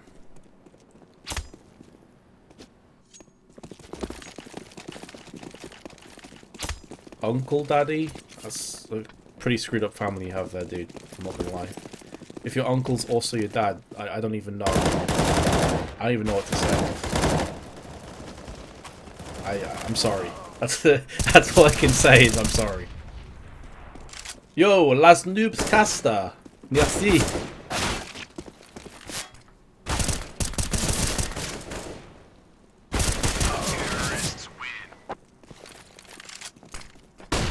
outdoors, I'd rather not, mate.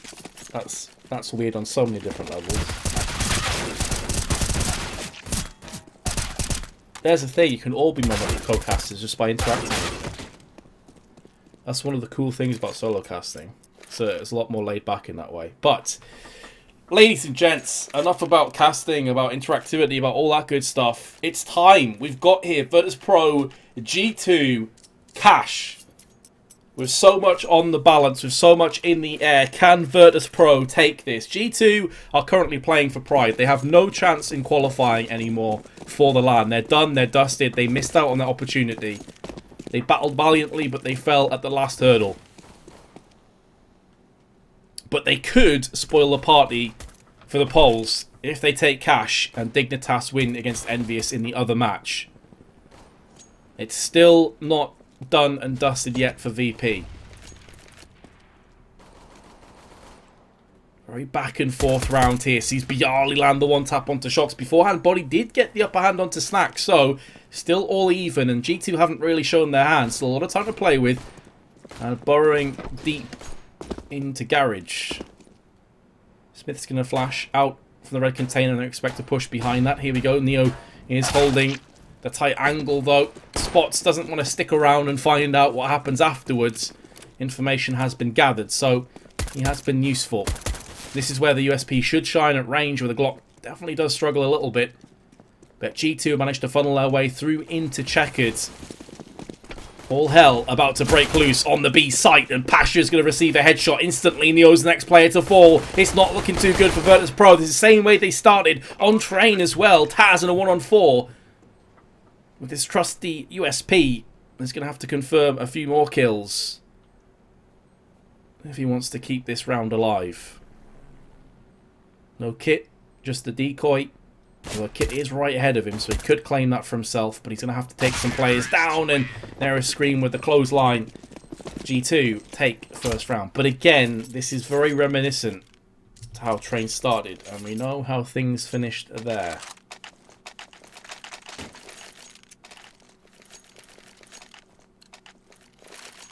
G2 with a very odd tactic, keeping it free-flowing, not committing anywhere 100%, taking their allocated time to swap and change. Nothing wrong with that. Pasha, meanwhile, with the scout.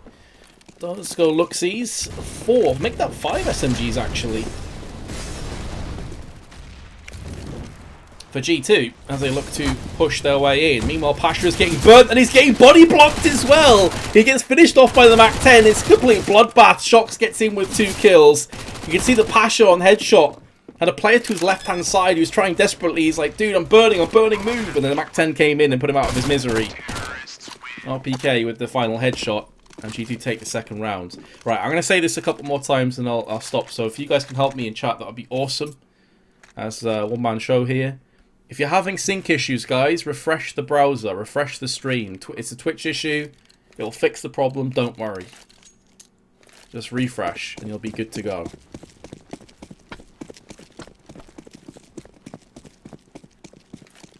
So Virtus Pro after their bye into yet another eco. They do have a flash, so I mean, this is something that Anders is very vocal about. Why not get a flashbang? Why not give yourself a chance? Well, they've used it and hasn't really paid off in this round. Those MAC-10s going to work. MP7 chimes in for a kill. We nearly have a team ace. Come on, Shocks, you can do it. Don't do this to me, Scream. Oh, my OCD is tingling.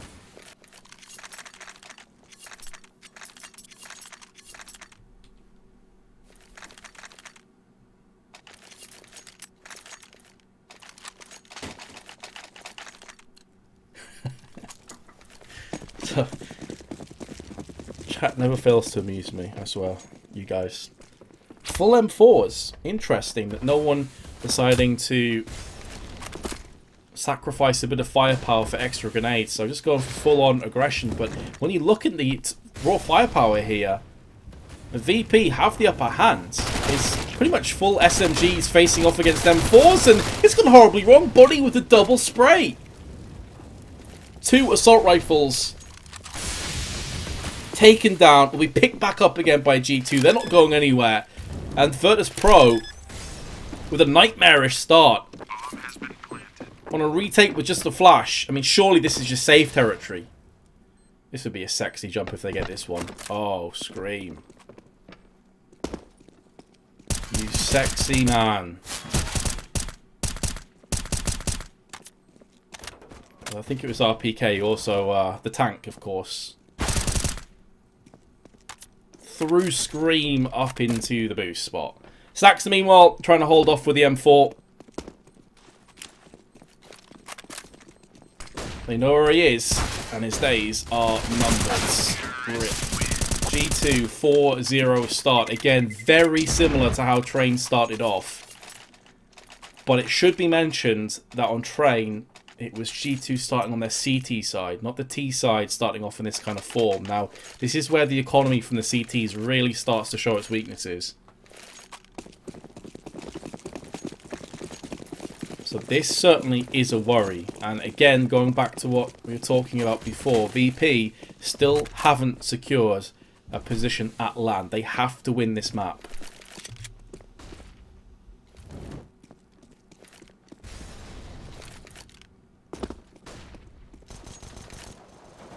There's a lot of different variables, but Pasha is going to get the first kill. What VP has shown us consistently over the years, they are a tenacious bunch of players. They will not go down without a fight. I think Train proved that just a few moments prior. That P250 headshot's tasty. Smiths is already low and gets finished off. Scream and Shocks also find themselves in the same kind of fate, but the Mac 10 spray from range will best Neo. P250, not enough to clutch this round outright. It's going to have to come down to the CZ now. Pasha has one in his hands. He goes for the opportunistic taps, but RPK will pick up his third. By coming in for VP. Should include an AWP, I'm assuming. I can't see why they wouldn't go for one on Snacks. Especially as it's his first opportunity now to get the AWP in his hands. And indeed, he will pull the trigger. What's his spawn looking like? Nothing too spectacular, but he is going to be going into mid. I feel like Snacks is one of those kind of AWPers, especially on the CT side of Cash, that is very fluid in the position he takes. I think a lot of it comes down to spawn. Pasha, for the time being, is on B by himself. They do have Neo in vents. This is a position that Snacks used to play when he was on the assault rifle, but Snacks is going to get the first pick while RPK tries to make some magic happen. He spots Neo, gets the spray, which is definitely going to force Snacks' hand into trying to wrap himself round as Pasha is vulnerable. Unbeknownst to the CTs, however, RPK was tagged pretty low in the process, and now Smith's on the cross will get picked off courtesy of Snacks. This is the best chance VP have had on their CT side. Taz narrowly missing out on the spray. Call will come through. Shocks in no man's land. Should be finished off. The USP comes good. The sidearm to the rescue. And from here on out, it should be a shutdown. Thing is, though, if Body can take some players down with him, that is worth its weight in golds, as far as G2 are concerned, because VP's economy will be in a very sketchy position. The round loss will be reset. But keeping 3 players alive means they can drop. They'll have a healthy buy into the next round. Of course, they do retain the AWP. So, important they kept 3 players alive there at the end. G2, though, they have such a vast amount of money to play with. They are not going to be tapping out in terms of the economic struggle anytime soon. This time Snacks on A. Using his A spawn. And he's going to go for the peek through the smoke. There are a couple players in here in A main. Let's see if he can get this done. Has spotted RPK and puts him down with ease. Looking for the second frag. Bodies. Tracer fire. Just all around him. Pops up. It gets taken down. Snacks could be looking for a third frag as Smiths goes for the peek. Meanwhile, though, over on the B side, Shocks is going to try and tap onto Pasha. And will silence him. Much better for Virtus Pro. Snacks with 2 big kills. No way! Oh my goodness! What is that? That would have been disgusting. You heard the footsteps. Man, oh man, would that have been a vac moment. Bomb plant will come in though, as VP have totally vacated B side. So G2 now into a position where this round is winnable. They still certainly will be second favourites, especially as Neo chimes in for the kill onto Smiths, and, well, it's all those shocks. There's the first one. He's going to have to pull out something unbelievable. Not going to happen. 2-5.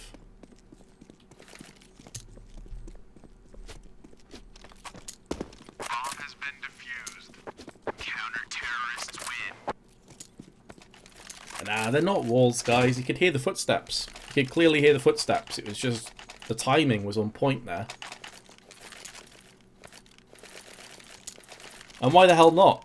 You know? Go for the shot. He was in no danger of being re-aggressed on. He had another player watching his back on the A main. It's not as if he's going to get caught with his pants down from the peak. I like it.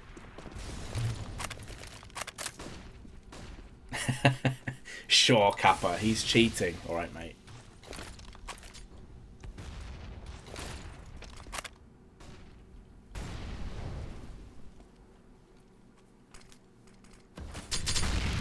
That nade, though, Shocks has just been absolutely destroyed. Down to 22. Picking the shrapnel out of his teeth. The only player that is anywhere near the B side of the map, the rest of G2 funneling their way through onto A main, maybe looking for some kind of an aggressive play. Deciding better of it, back away. They do have 4 smokes to play with if they want to go for an execute. In the meanwhile, VIRTUS Pro really don't have a great deal of nades in their back pocket. A couple of mollies, well, molly and incendiary to be precise, and the 1 smoke. But again, G2 are looking to make the most of this B play, and it is just Neo here by himself. In fact, pardon me, Pasha's there. I thought Pasha was in mid for some reason. Pasha is on B. So scratch that. I'm a scrub. Pasha throwing his smoke. This could put him in a precarious position as the molly is burning all around, and Pasha is going to land the shot. Here comes Taz in the meanwhile, though. There's one and a second. Beautiful cleanup. VIRTUS Pro again. They go 5 rounds behind, but pull 3 rounds back to back. G2, with round loss on the T side, will have consistent buys coming up. Here's the first of them. Shocks could have picked up an AWP if he so chose. He had enough money. Deciding instead for the AK-47.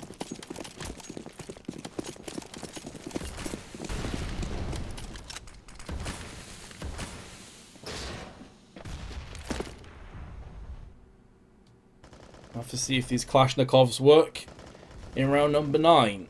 We've seen them get quite a lot of real estate on B up until this point, but it's going to be Body who lands the headshot onto Taz. Before that, Pasha did claim the Frank with the AWP, as he's eating a bit of damage, but it's minimal.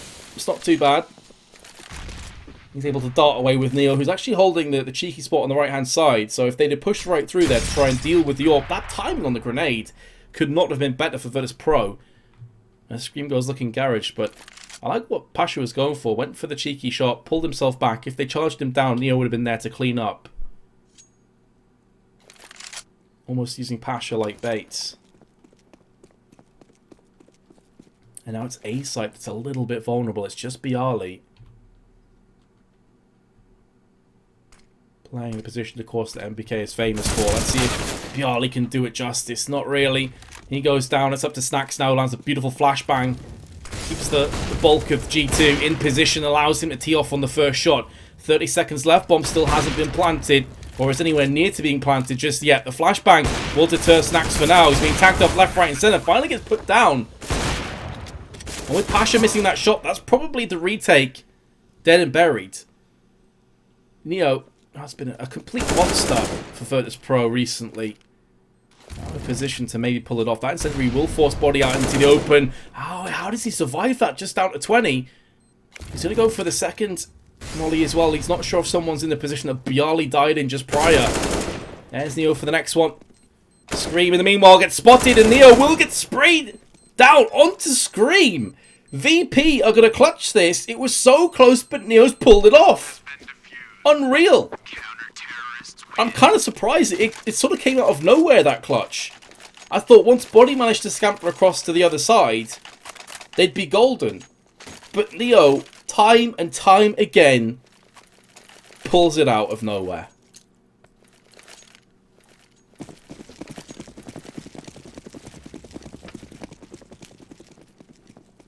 And what an important round that could end up being too.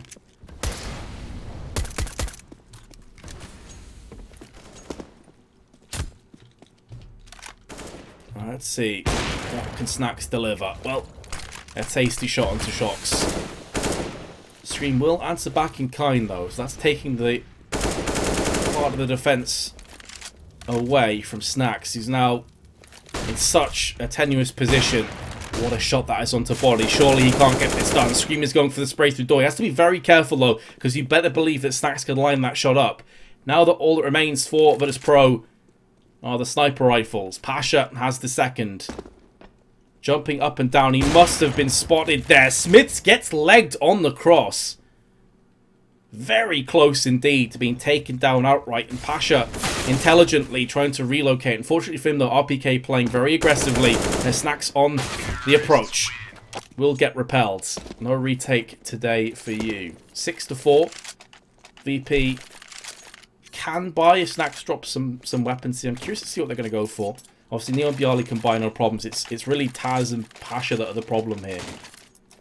So, indeed, they are going to drop. This will put Taz on an M4 alongside Pasha and Snacks. But you can see the impact that has on the grenades count, though. And no kits either. That definitely stings Virtus Pro. Again, a bit surprised they don't drop something like a UMP or a Mag 7. You know, we know that the likes of Pasha in particular is very comfortable with that weapon. It would have afforded Snacks a few more grenades, but they've gone for firepower, and now they have to make each bullet count. That's exactly what Taz does. Snacks goes looking, nearly gets his head ripped off through the door. Meanwhile, Smith is trying to use that smoke to his advantage, but now it has cleared. Still lands the headshot. Nice reaction replay, and the second one as well. What is happening here for Virtus Pro?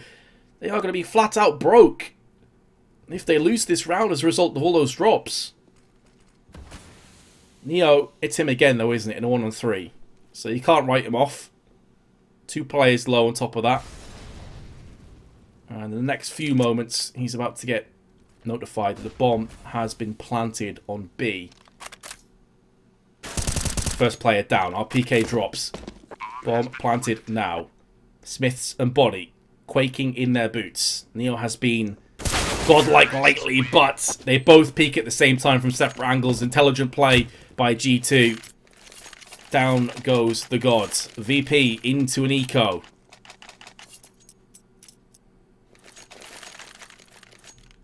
Let's have a look at the scoreboard for you fine folks. Snacks top fragging for VP 11 and 8. But he is joint with both RPK and Body. But also on 11 kills. This now is VP's round to lose, you have to assume, and well, it's going that way, isn't it? Pasha's last player of the USP, Mac 10 for Shocks with 3 kills in quick succession, and one of the fastest rounds we've seen so far today. VP into a bye, but it's far from ideal. It's going to be M4s again. I assume Snacks will pick up an M4 on top of that. He's got the funds to do it. There we go. So just when VP made the spree there as the 4 rounds back-to-back, G2 regain the upper hand. 8-4 in the lead. Nowhere near as hellish for Virtus Pro as opposed to their train half, which went horribly wrong at 12-3. They can still pull this back. Cash certainly an even map right now. But down goes Pasha. Neo, in the meanwhile, is also going to go down. So, once again, the floodgates have opened with Virtus Pro desperately clawing on to any kills they could pick up. Taz nearly had 2 in his sights. Bialy goes for the spray instead of the taps. But while reloading, he gets found out, leaving Snacks in a 1-on-3. And surely this is just a save. As good as Snacks is, with no nades and no kit, there's no hope. G2 moving ever closer to a fantastic first half.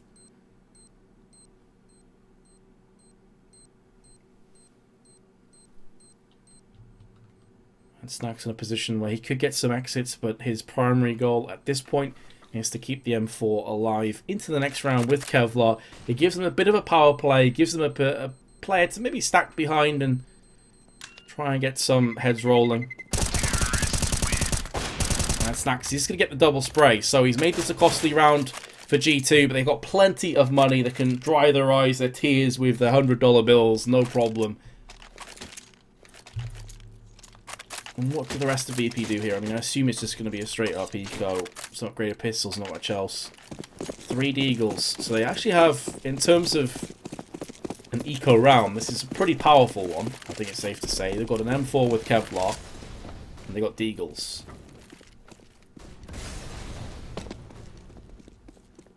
Let's see, a 3-player stack on B, including Snacksy and Vent. Now this, going back a while ago, this is a position he used to play a lot, and he was an absolute monster in here as well, so I want to see what he can do here. The flashes are landing around him alongside the fire, but he's got the 1 kill.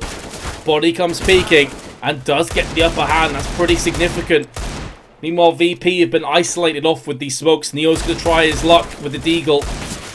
Lands at least 1 shot. Bjarly will finish that one off. Bomb's been planted. But now it all falls to Neo once again, and that smoke blocks any chances of getting this done. We'll have a buy into the next round, so you may feel like this is an expendable Deagle. No big reason to save it, but smoke is really choking him out here. I mean, it's every second that smoke is up is another second lost. And RPK will put him out of his misery. So G2 have picked up 10 rounds. Best case scenario, VP win this, take it to 5, maybe get the second pistol and get things going. But they haven't won a single pistol today. Out of 3 pistol rounds, they've lost all 3. So it certainly does not bode too well for the Poles. Double AWP in the last round for Neo and Snacks. Pasha, who has been using the AWP on B quite a few times, relegated to the M4.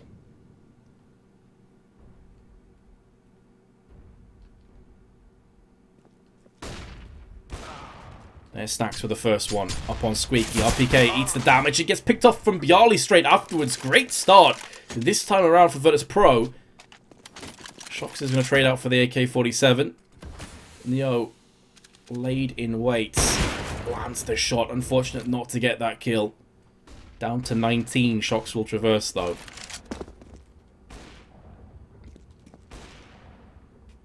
Smith does answer back with a frag though.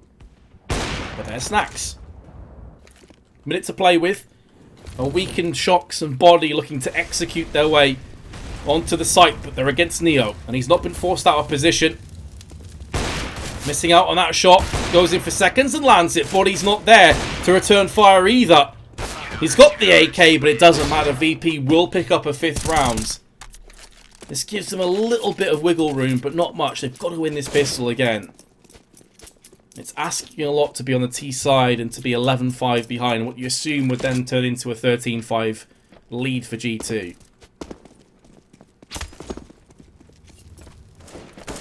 Now again, for those of you that are just joining us wondering why this match is so important, this match of course for 3 points in the ESL Pro League, which currently finds VIRTUS Pro and Dignitas joint in 6th position.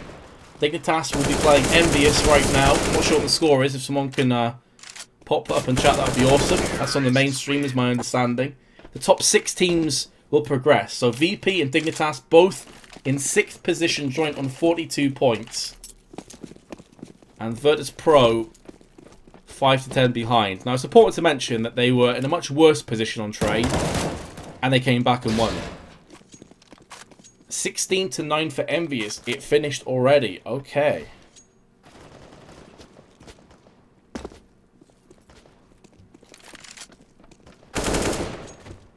Two to 0 to Envious. Thank you guys.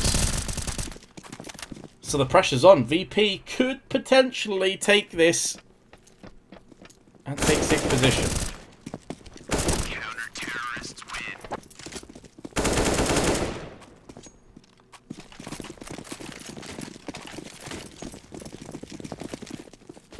Yeah, for those of you curious as to who the other 5 teams are that have qualified guaranteed, it's going to be FaZe finished top, joint place top with Fnatic and 54 points. Mouse and Nip, both with 51, have also got themselves definitely in, and then Envious, as a result of their 2-0 victory today, will be 5th position, guaranteed spot into the offline LAN. So the final position now is between VP and Dignitas, with VP needing this victory. Terrorists win.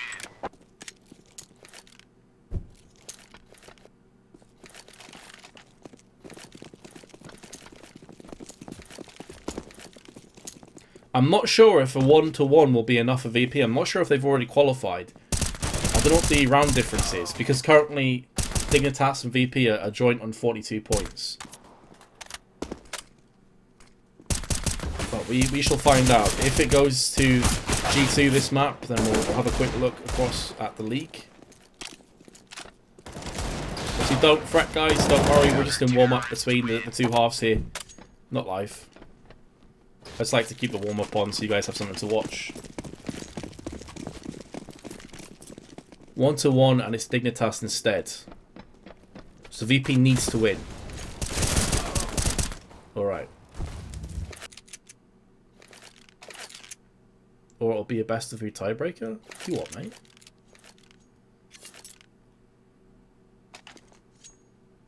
If VP loses, then they play a best of 3 with Dignitas. Interesting. I'm not entirely sure on that. I don't want to, officially announce that until I've spoken to the admins, but that does sound like a pretty interesting idea. Of course, if VP win this, then it's no longer up for debate. VP will qualify in 6th position. But it appears, ladies and gentlemen, that we are about to get underway. There are some pauses. I'm not sure what the reason for that is, but I'm sure they'll subside shortly. The other caster said so. It's confirmed already. Alright, okay. Well, I mean, I can't watch the other stream while I'm casting this one, mates.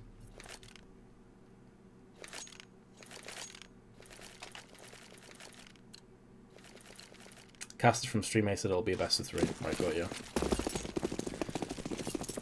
Alright. Well, in that case, either best of 3 deciding match or VP win this and they go to LAN. I thought the tie would be settled by round difference, but apparently that may not be necessarily true. Either way, G2 are looking to continue their winning ways in the pistol rounds, but they have been unstoppable so far. I think they're 3-3, so this would be 4-4. And this would put VP in a really sketchy position. Oh my goodness, VP are just getting ripped to shreds. Snacks, the last remaining player. 5 CTs to find and frag and scream. And it's going to be the first in the sights. Down he goes, but Shocks from behind takes out Snacks. VP into a force in this round. We're now clutching at straws.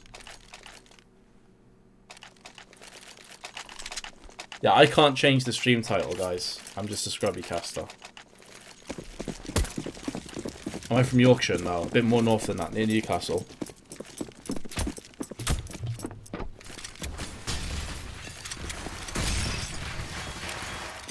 With the pop flash, gonna be running through with the Glock. Point blank range and actually execute Scream. Get wrecked. Ripping pepperonis. In fact, that may have been a P250. I am trash, so I do apologise. RPK, in the meanwhile, in the smoke, is going to die. And VIRTUS Pro, they somehow have a habit of doing this. Lose the pistol, win the force buy. I'm assuming they're going to win the force buy. His body's on 24 and a 1-on-3.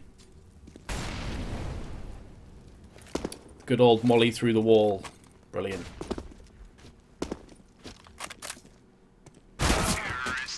And down he goes. VP have done it. Keeping themselves in this just about. G2's economy is wrecked. Wouldn't surprise me if you see them go for a force. They probably have to double eco anyway. They may not buy in Smiths as a result of him wanting to save up for that AWP as soon as possible. And the rest of the team will indeed dig deep into their pockets, where Smith still has $1,400. So pretty much playing out as expected. G2 will have quite a lot of potential of upsetting VP again. I mean, we've already seen on Train RPK pulling off some crazy double kills with a 5-7 at close proximity. So VP will not be taking this round for granted. It's going to be Shocks by himself on B. Trying to listen for footsteps. I think he did just catch a little bit of sound there at the end. The tail end of beckoning. Through the smoke he goes. Down to 56. Double stack on forklift. Typically wouldn't expect this from Virtus Pro. Again, it could be a position where the bait comes in. Shocks the meanwhile, pushes through the smoke, lands the headshot onto Pasha. And he will be able to bank that flashbang off and try and escape, but Neo's up to the task. Meanwhile, though, Scream has gone onto Bialy. Taz, see him turning his back, thinking it may have been a pop flash. It's actually a smoke. Body's hiding in the middle of that. Surprises me a little bit that Taz didn't spray through the smoke, but now Smith is going to push around from the side. Taz seemed caught in 2 mines there. That cost him his life. 3 on 2. And Snacks Scream just on the other side of the smoke. AK-47 has been picked up and there's Kevlar behind it. Virtus Pro not like this. It is going to be a rough ask for G2, all things considered. They've only got a Molotov to come back onto the site with no kit, but where is Smith going to throw the molly? Well, the answer is onto the back of the site, forcing Snacks out into the open on headshot. And he is going to put in for some serious work. Body comes in with the AK spray. Neo's playing time, playing very intelligently, and lands the peak shot, giving VP the round. But too close for comfort. VP losing out 4 weapons in that confrontation. G2 will have to eco this round, so this is now VP's chance, knowing that there were 5.7s and Kevlar, to pick up a couple of SMGs and get the farming frenzy into effect. Like a pack of piranha. Is piranha the plural? I have absolutely no idea, but why does it even matter? Because Shocks domes Neo. Bullet between the eyes with the Deagle. He's gone fishing.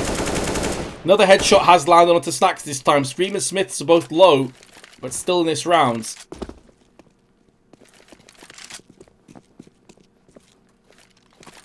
VP put in their place. They still have the weapons and the nades to make a play out of this, though. 3 smokes.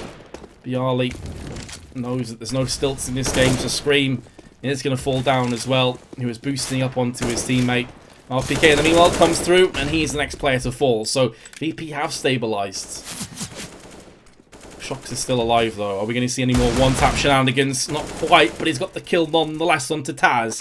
Connecting the dots. Pasha's been spotted. Not going to get fragged just yet. And Smiths from A main is a dead man. So VP, I mean, I'm getting deja vu from Train, where they just got pasted on the first half. They lose the second pistol. You're thinking, alright, maybe this is where G2 just take full control over the map. But VP refused to lose.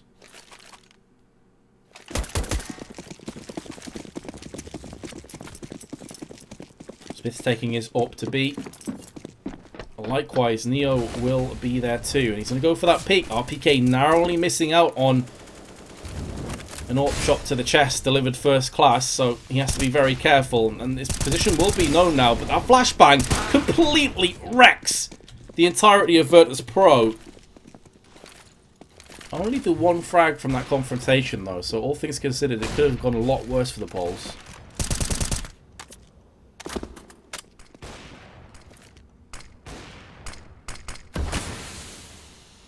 Smoke's not quite on place, but it doesn't seem to matter anyway because Virtus Pro are scampering across back to garage side where Shocks is waiting.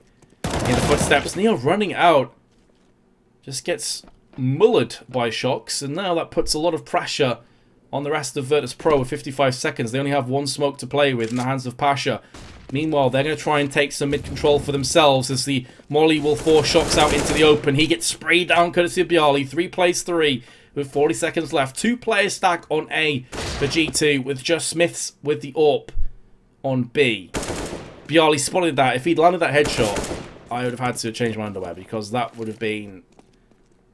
Well, I'm not going to follow through with that thought. I guess you guys probably guessed it for yourselves. Body in the meanwhile with a spray. It's not going to get it done. And now Scream on highway must realise the players are going to be coming at them right here, right now. Pasha, why are you going for that plant? Scream just wrecked your teammate right next to you. What is happening here? It doesn't get punished. What was that play? Jesus. Smiths, are you really going to pull this off? Surely not.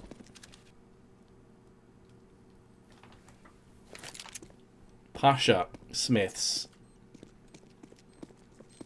Just going to be hiding in the corner, hoping for the best. Pasha has a Molotov. He may not get a chance to use it. He's heard the footsteps though, and he's going to now make a move around the side. Throws a molly on the site. He gets picked off, but there's not enough time. Smiths didn't have a kit, and even if he did, that Molotov would have stopped him. Put a red light in his face. There's no chance of a defuse. VP will pick up a 9th round. What a sketchy situation that was, though. Pasha just trying to plant in the open as Scream's looking at him from highway.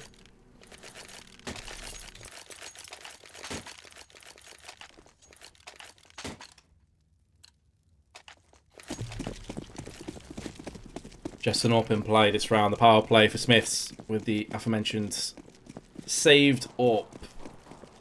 Had a good spawn for main. He's going to peek, but no one's there for the terrorists. And they actually flash it a couple times anyway, alongside the CT. So no one's going to be found out just yet. They're looking for that peek and the push. And honestly, totally understandable aggression. In these kind of rounds where you just have pistol, you don't have any nades, kind of got to go for the information grab. And you've got to go for broke on some kind of a play. Meanwhile, Shox is putting the hammer down. But both him and his teammate are going to fall prey to the AK-47s. Meanwhile, Scream in lower alongside Smith, going to try and stave off this push for now.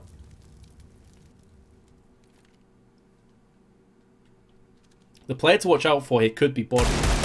He's got a minute left to play with, and he is cheekily behind the terrorists. Bialy is going to make a move across to the site with Neo watching from the T side. Bomb will get planted momentarily, and now it's all on G2 to get a move on. Grenade does significant damage to Smiths, down to 51. He will go with his AWP. He's looking for that pixel to try and take clean off the shoulders of VP. Neo will stop the rotating Body, and now that's pretty much the round subsiding, barring a couple of sexy one-taps from Scream, but I don't think he's going to get a chance, and I don't think he wants any part of this anyway. He's going to save the AWP instead. It's the intelligent play. They still have a round advantage. He may not be able to save this, though. He's going to go back in for seconds. Misses the shot. Will Bialy be able to punish him? Oh, it's getting dangerously close with those wall bangs. Lands the shot anyway. Neo's going to be coming in from the backside. His shadow's been spotted. Goes for the shoulder peek. And will not get the kill onto Scream, who had, I think he had like 1 health left.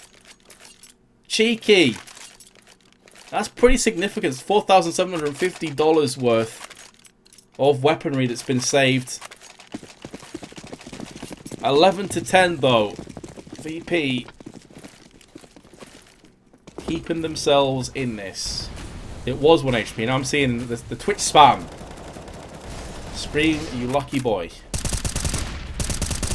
Snack's being tagged up pretty bad through the smoke.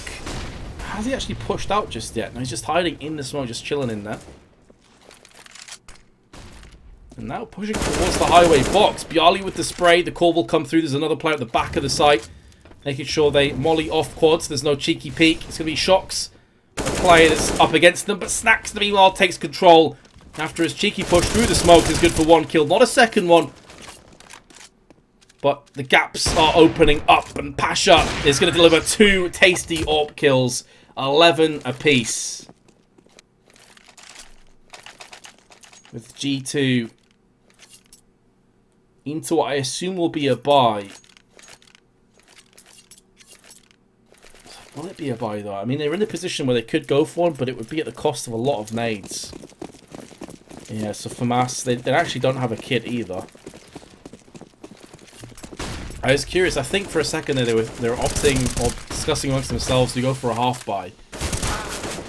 Meanwhile, RPK is gonna take down Neo, but in return he loses his own life. That flashbang on point neutralizes Taz. I think there was a counter flash thrown onto Scream, so you can actually peek that one overall. Molotov will keep him at bay, and Shox, who goes to walkies, gets punished. Taz decides to switch to his knife in the middle of mid. Alrighty then. Cost him his life. Guess he wanted the movement. Trying to get across to the vent side as soon as possible. No such luck today. 6 players remain, 3 on each side. VP certainly have the advantage when it comes to both weaponry and grenades. Taz once again, pardon me, Snacks once again is going to be pushing through mid. Looking for that boost over the smoke. Dropping down, making no noise. Here's Scream from behind. Will be pouncing. This could fall down to Body. He's got two players right here, right now, that are going to be looking to aggress onto him. That flashbang not quite connecting. Body with a FAMAS spray down will land one. Pasha now with his AWP. He's going to switch up to the AK-47 instead. Wants to get up close and personal with the CTs. Right through the smoke he will go. Honestly, didn't have a great deal of options available to him. And G2 have stopped the ROP. They lost 6 rounds in a row. But now they're back into this again with a lead. 24 and 17. Snacks top fragging. A couple players dropped their 20. RPK and Body on the CTs, although Shox isn't too far behind.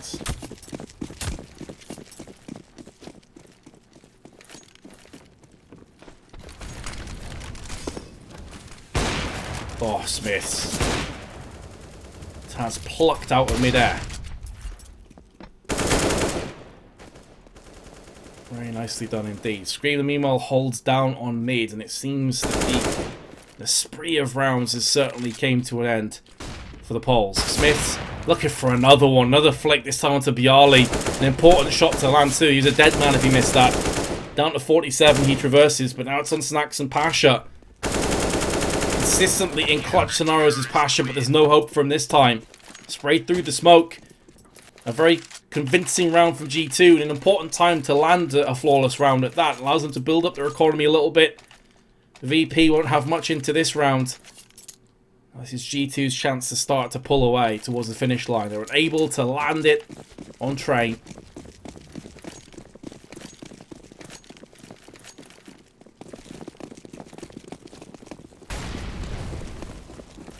VIRTUS Pro with their P250s and couple smokes are looking to execute onto A. Right now, they would be up against Body and potentially Shox with his AWP on Car. Plus, Scream can easily wrap himself through on the highway side. Let's see how much value VP can get out of this round. Well, the bomb plant's down. That's pretty much mission accomplished. Any kills from this point are a nice juicy bonus. And it's going to be down to Taz to put as much hurt and pain onto the CTs as possible. But Shox is going to land his third kill of the round, and as expected, 14 to 11. This round is of paramount importance to VIRTUS Pro. They've got enough for a healthy buy. They have got to make this work. If they don't, they'll be having to save 4 rounds in a row to take us to overtime, and this next round wouldn't see a huge buy either.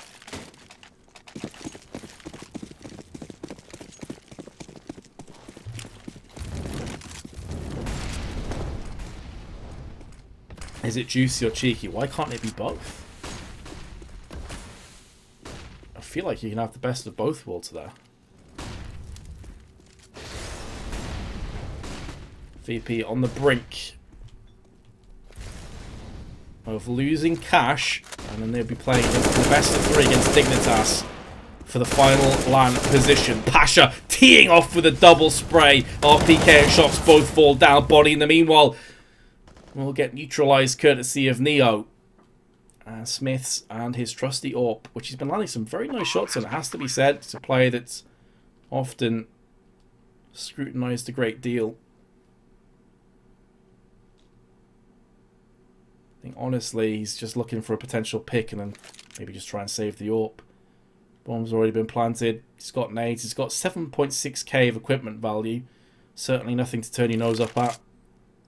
It seems he's found his cave, his home. Or not.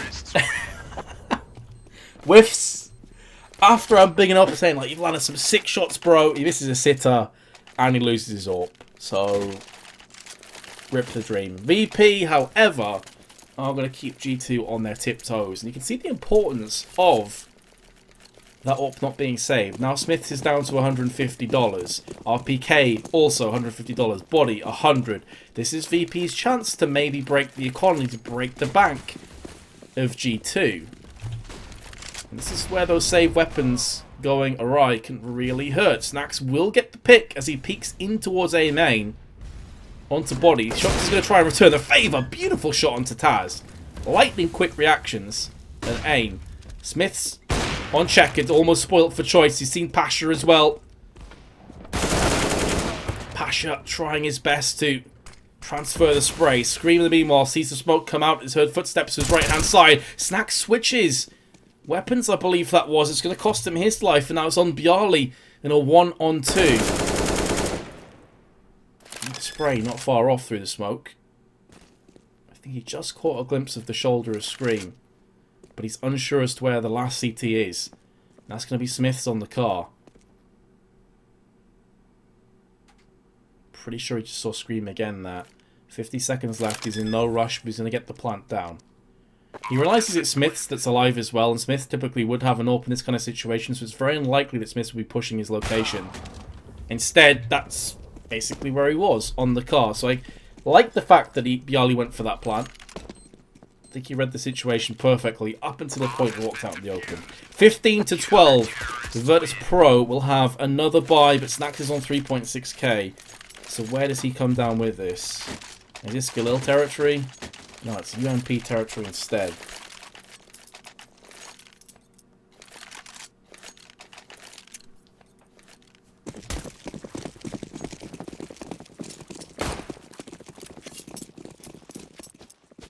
Double ops for G2. Heavy investment, but this could be the last round of this matchup as Body eats a grenade straight plumb to the face. Bjarli will finish him off as VP looking to get the plow back into first gear.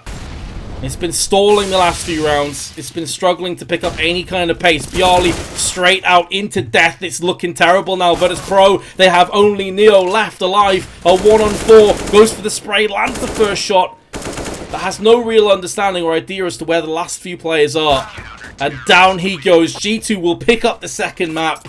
And VP now are in joint 6th place with Dignitas, both on 42 points. They will play a best of 3 to determine who gets that 6th place. I'm not sure when that best of 3 is going to be played,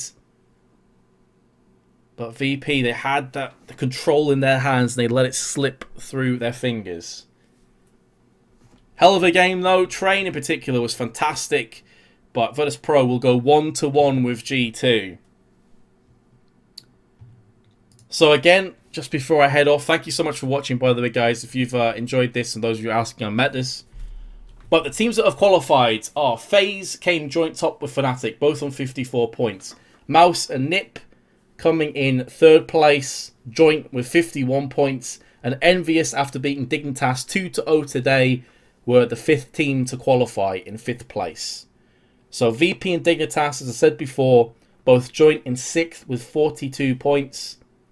And they will need to play out a best of 3 to decide who goes across to the LAN.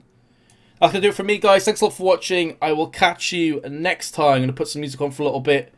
Maybe hang out and chat. But I'm done for now. Adios, dudes.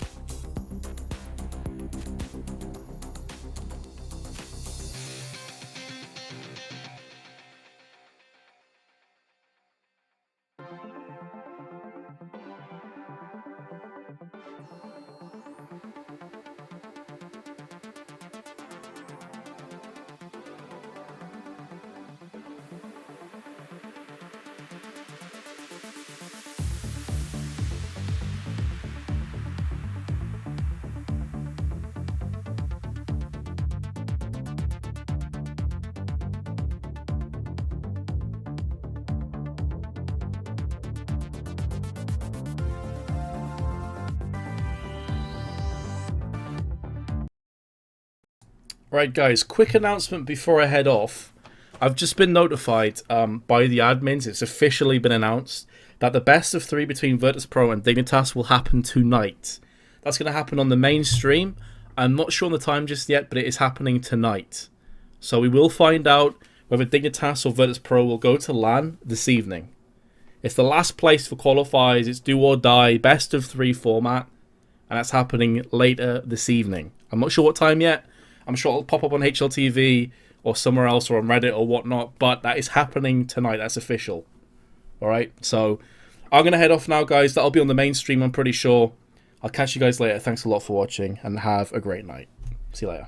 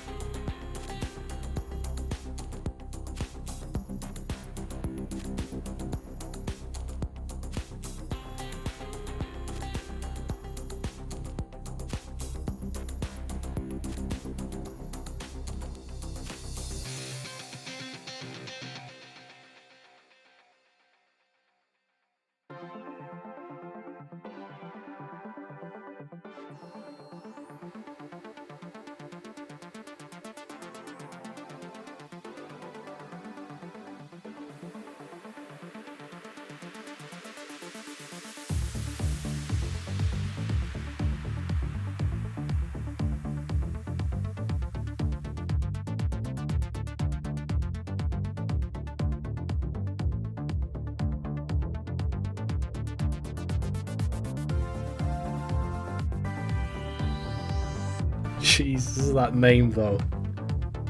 You made that name just for me?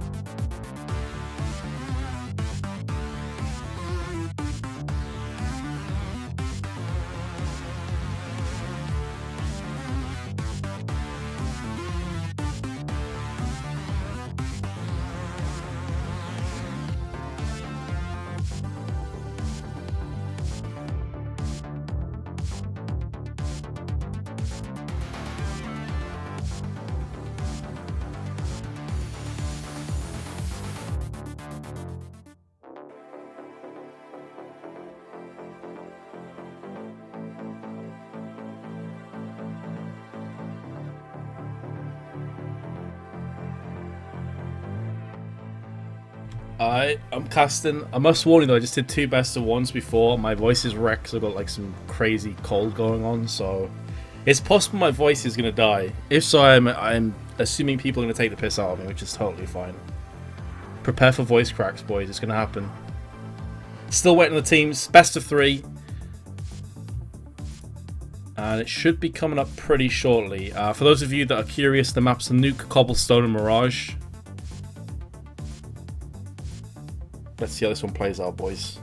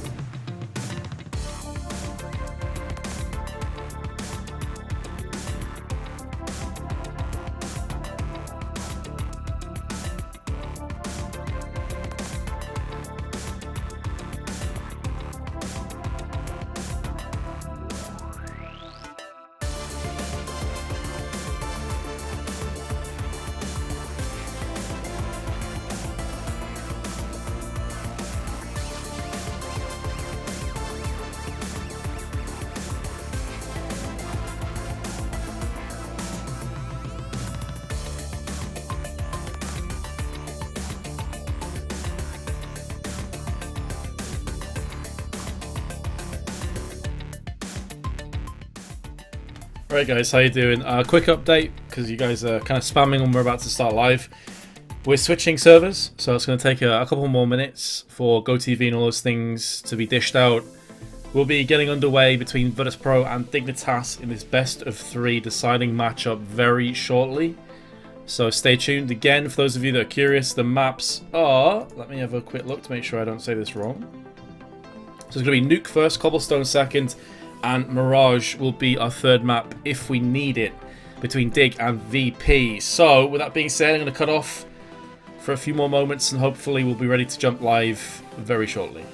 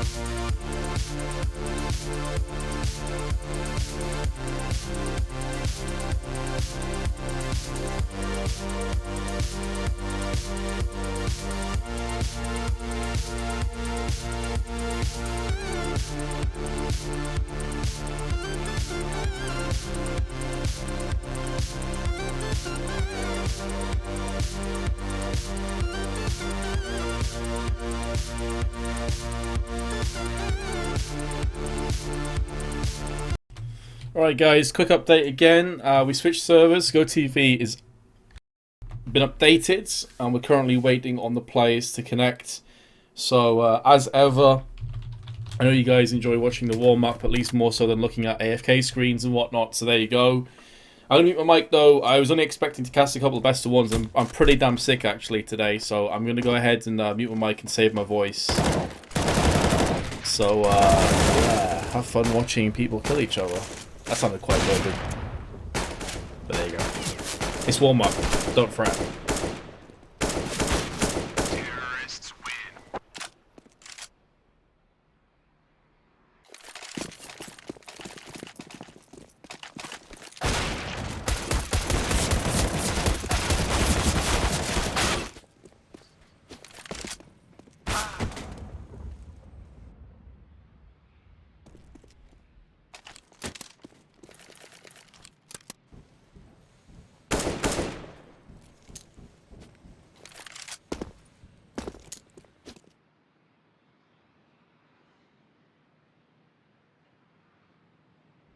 Well, because I'm coughing a lot. I don't really want you guys to be coughing.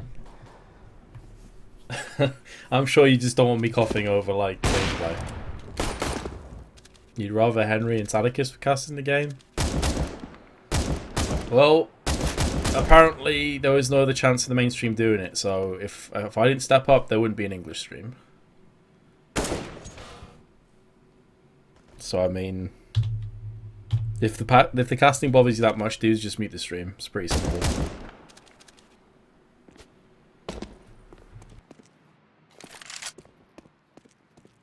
No co-caster because everyone has left me. I'm forever alone. Poked a bunch of people, no one answered. Rip. Rip the dream.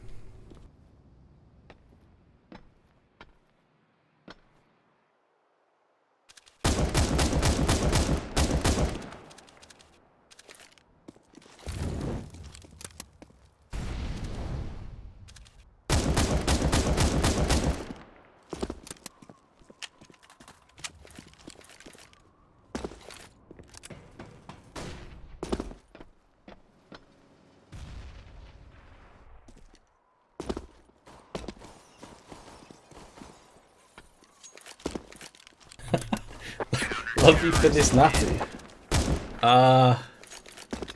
I've never been compared to Natty before. I think we have pretty different accents, but sure, I'll take it. Yuna's a cool guy.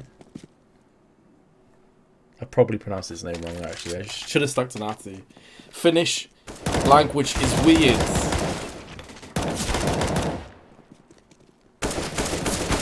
Any info on Pasha? Regarding what exactly, Gruber?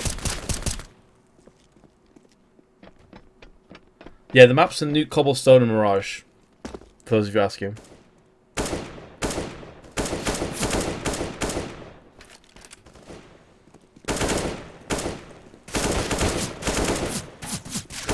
Oh, you mean why Pasha isn't on the server? He is on the server. It's just that we haven't gone live yet, so... Now you see they've restarted it. We're about to go live now. That's why Kumon was in the server beforehand. I'm not sure what the format is here if they go to knives. I'm assuming it's knives, because typically in ESL Pro League they don't do knives. They already have their side selected before we go live. So you're actually going to see the knife here in the best of 3.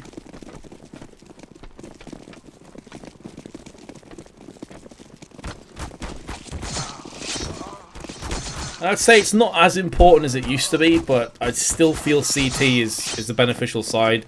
I feel like teams are still finding their way on Nuke. It's a map that Dignitas played back in the major qualifiers for Cologne, and if memory serves me correctly, my memory is awful, but I seem to remember casting it, and they got absolutely rickrolled off Hellraisers. Like, they got done deep off Hellraisers. I'm not gonna lie. So, I assume since then, obviously it's been quite some time, they put a lot more effort into this map. But VP, a team that not really too sure what to expect. The mainstream guys go home. I honestly have no idea what happened. I was literally told, like, you're casting the deciding match. I was like, cool. And then realised that I'm sick. I was like, oh. So I'll try and do my best, boys. It's probably not going to be my finest cast, but I'll do what I can to make it somewhat decent. VP will be starting on the T side anyway. And we saw this in New York, I believe, when they played, if memory serves me correctly, SK. They went for a really cool setup through the top with smokes and such. So I'll be curious to see if they go for this again. Currently where Neo is stood. He's going to throw in the Molotov.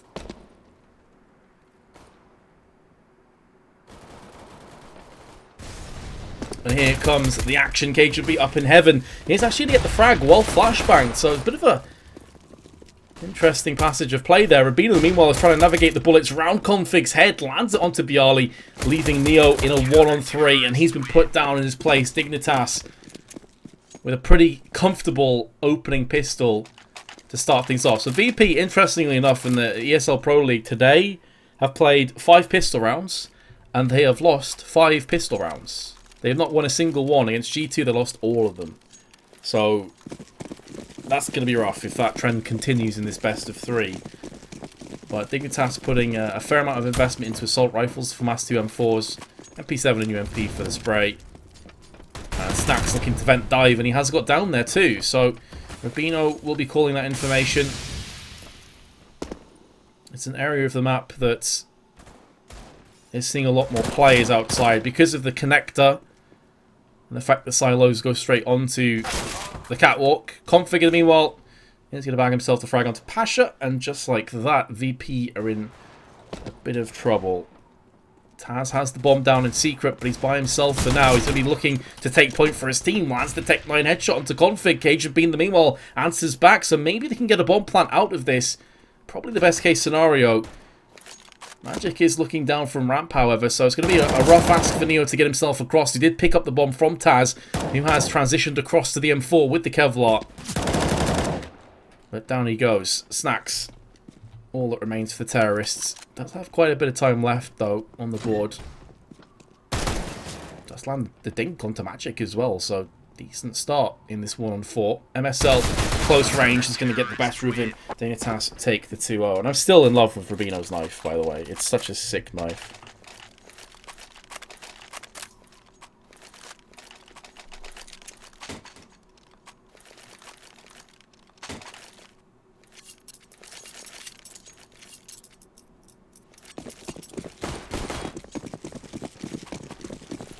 So what are your guys' predictions then? Who do you think is going to go across? Oh my goodness, apologies. Fixed it for you. There's no ammo counters or health. My bad. Who do you think is going to qualify anyway for the LAN finals? Throwaway round at best here really for VP. Just pistols by and large. Meanwhile, Bialy with his P250s trying to go to town down to 24. Cajun B could be on the receiving end of a Pasha, a Glock, but instead will drop him pretty easily overall. Bialy, I mean, there's no hope, surely, to get anything from this round. And there's Dignitas, comfortable 3-0. The VP will have a buy of full AK-47s. Here we go. Game is on. First test, really, since the pistol round for Dignitas. And they have picked up an AWP in the hands of Cajun B, so I'm curious to see where he's going to go with this one. Let's jump on board from his perspective. He's going to be running outside with it, smoking outside. And indeed, he is going to be sitting in the garage, or just behind it, watching up to the silo. This is the position I was talking about before, one of the reasons why terrorists have a lot more maneuverability. MSL, super aggressive, catches Taz with a grenade out, and Taz drops to just 16 health. Nearly gets fragged out from the grenade afterwards. Down to 7 now. And VP are trying to make a move outside. Cajun's been smoked out, so he's not going to see anybody on the cross down to secret. But VP started slow twice against G2. They managed to pull out a pretty sick comeback on Train, but just withered away in the end on Cash. So this has been a continuing trend for the Poles, and that's starting very poorly indeed.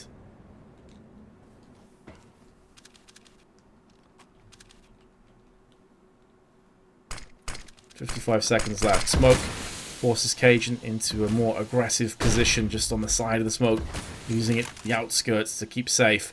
But Virtus Pro aren't actually pushing in behind this. 2 players down in secret. MSL's going to get 1 frag and a second beautiful SMG work. And now the rest of the terrorists are kind of caught in no man's land. They have to try and force out through Mini, but there's really no hope in this. Magic from behind, and this is a clinical performance by Dignitas. Only losing config in the rifle round. VP just didn't have any kind of synergy there. 2 players go down secret, both fragged out from MSL. And as soon as he picks up the double spray down, I mean, that's pretty much the round put to bed.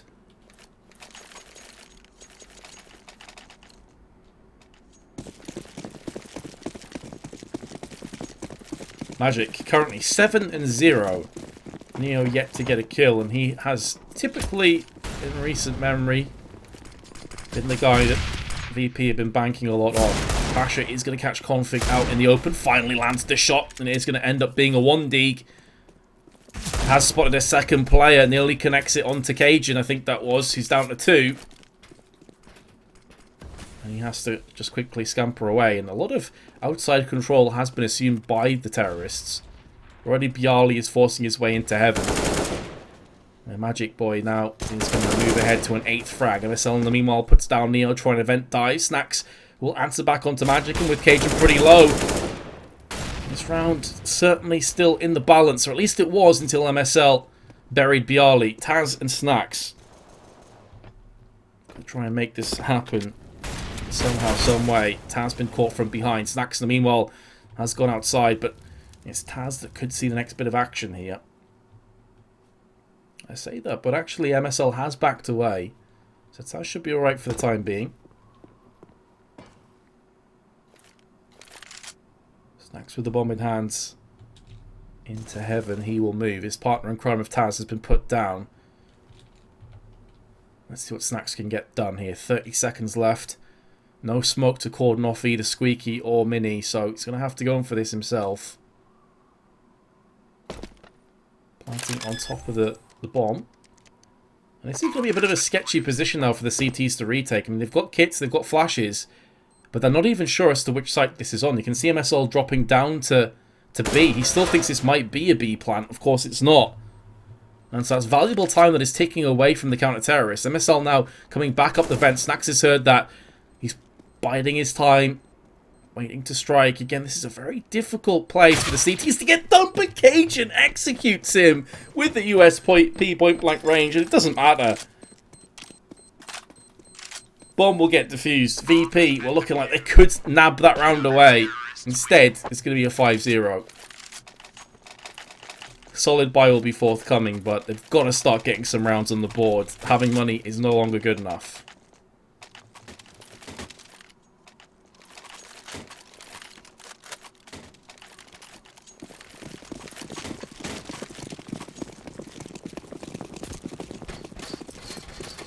Double ups in for Dignitas. Interesting to see double up set up on a map like Nuke. I assume that one of these is going to be used in ramp.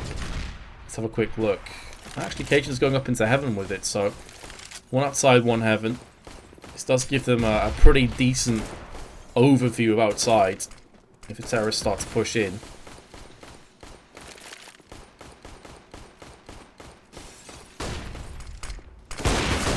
Cajun takes negligible damage, just down to 4 in total. Ooh, that's a bit of a rough trade-off there. Magic tossing his incendiary into the smoke, so a bit of wasted utility, but he is okay to hold on to ramp for the time being. VP again setting up for a take onto potentially A. You can see Bialy and Snacks going to be throwing them out right here, right now.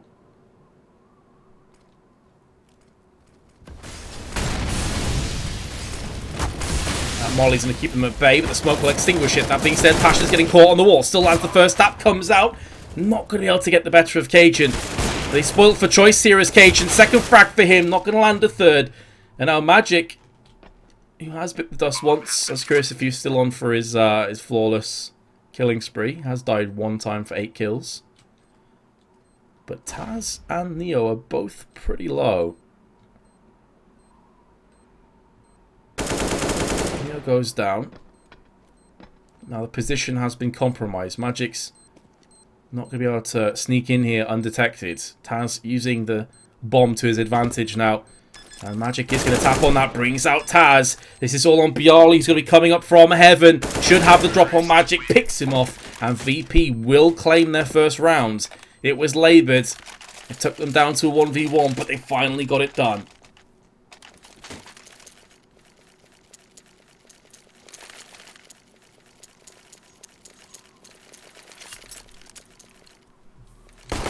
Ten for 2 is Magic. Tried his best to get that clutch at the end. So close yet so far. I don't understand why I'd go for that full-on defuse. Maybe assuming the second player was around main, maybe outside, something like that. It's worth just going for.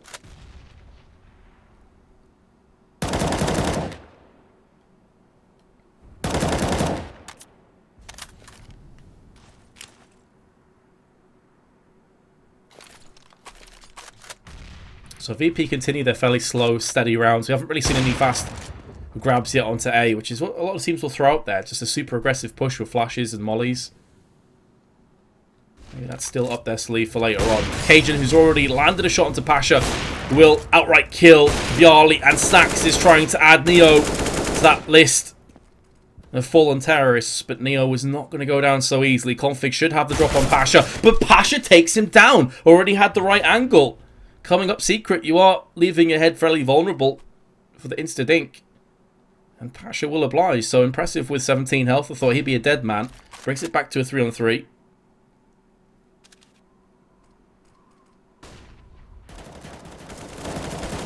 Here goes Pierre. And Rabin in the meanwhile is just going to be sat here chilling out. Double spray down. Don't think he realised Pasha was there, but because Pasha was so low, the wallbang shot takes him out easy. 6-1. VP have reset their own loss bonus. They're back into an eco situation. I mean, maybe Snacks will drop some pistols across. This does allow them to maybe get an AWP nearby. But they do go for the force buy. So trying to keep the heat onto Dignitas. The thing is, though, their economy is not too terrible on MSL and Config. They can afford to buy next round. Rubino's not going to be far off either, so we could have another force.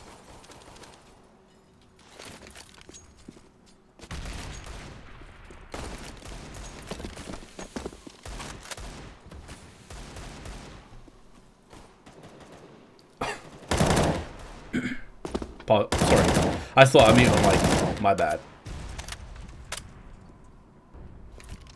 So Galil and AWP for Virtus Pro with Deagles and a Tech 9. Be curious to see how they're going to approach this. It seems like it's going to be outside, although Snacks is using more of a passive angle for now, waiting for the smoke to flume up. Config, meanwhile, is going to get that spray with the M4 on top of the smoke. He's doing a pretty solid job of holding this one down. Cage is going to miss the first shot, pulls out the 5-7. And we'll be able to finish that one off. But VP are holding firm here in this round. 50 seconds to go. And considering their weaponry, they've actually lost the pistols. So it's the weak weapons that have subsided. Still the Glil and the AWP.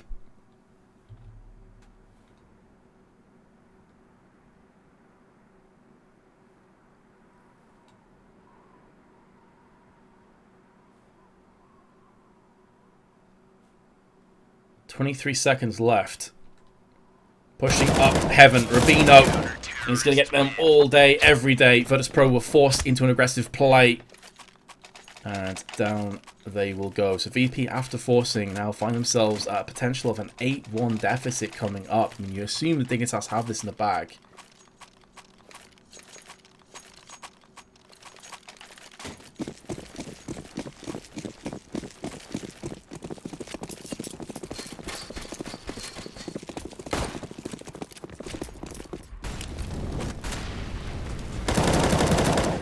The bomb's been dropped in such a horrendous position. You can see what VP were going for, trying to vent dive maybe, get themselves a cheeky plant, but instead it somewhat backfired. It was pretty much a throwaway round. Taz does have an M4, and with Neo landing the P250 headshot and finishing off onto Config, this does give them an element of hope. Bomb has been planted, so mission's been accomplished anyway. +2 frags, which could turn into a few more. Both coming through on vents are Rubino and MSL, leaving Taz in a 1-on-3. He's played this positionally pretty well so far, but the bomb has been tapped on. Can Taz pull this one off? He goes for the spray. Does land it finally. He's about to get chased down through the doors, but he's going to pop up and start landing shots. So nearly takes down MSL, who's on 8 health. But the frag is going to come on in. 8-1 will be the scoreline. But VP taking that one way closer than I thought they would.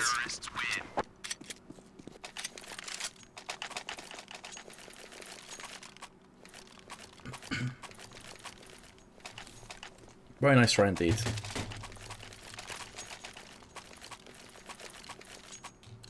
Right, so basically, for those of you asking in chat as to the reason for this game, both VP and Dignitas finished joint 6th on points. I think it was 42 points in total. And so they're playing this best of 3 to decide who goes across to the finals, the LAN. So a lot up for grabs for the two teams. And so far, Nuke has been pretty one-sided, I think it's safe to say. And the hands of Dignitas. VP haven't had too many opportunities to get rounds. Dignitas has been playing solid CT rounds so far. He said config extremely low on 9. Thought he may get finished off by Snacks peeking up on the silo. Isn't the case just yet.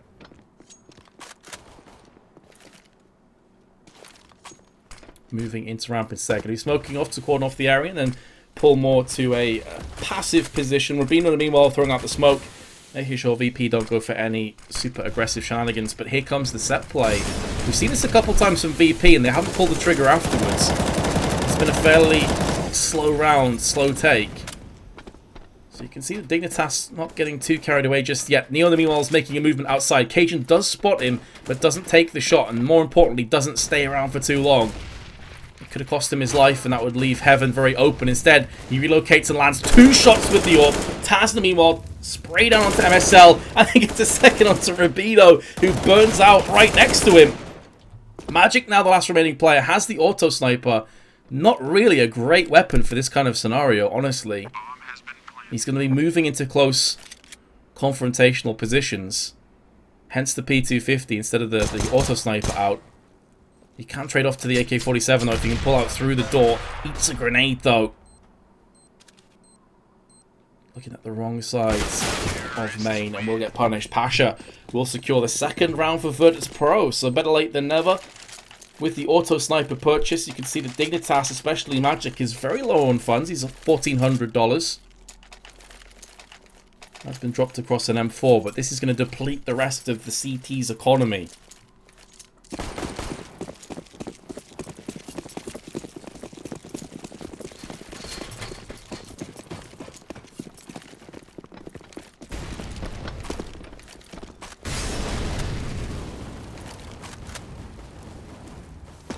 Lack of grenades as well across the board for Dignitas will have forced them into a more aggressive play in this round. I mean, honestly, the passive defense they've been running with has been working absolutely fine. They've had a couple of hiccups, but by and large it's been pretty smooth, so I don't see them trying anything different right now. Maybe if this continues to be the case, we may very well see them shift into a different gear, but for now, they're looking pretty set in their ways. VP haven't really gone for any aggressive plays. The only place we've seen them push fast was Secret outside.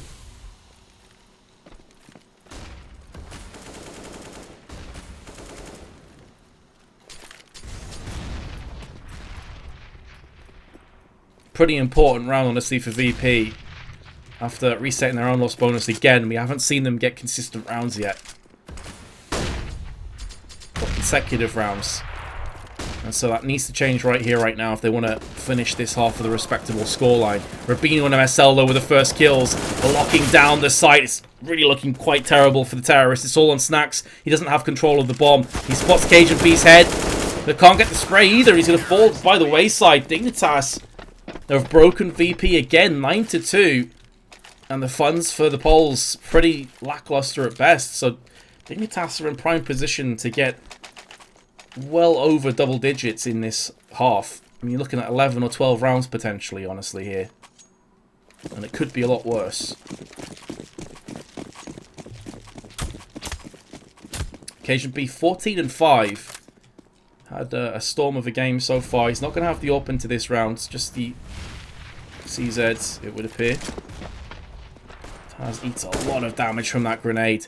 Meanwhile, Snacks goes vent diving again, but Magic's up to the task. With the smoke up, the ball would have came through. He's already in prime position to fend this off.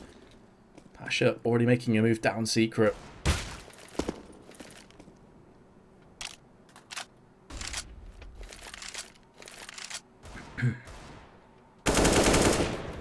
And he is going to get taken down pretty convincingly. So control room has been seamed, and Neo goes for the knife, goes for the stabby, but he's just going to get rinsed as soon as the spin around comes to fruition. Config drops the bomb outside, and now Stacks once again the last player remaining.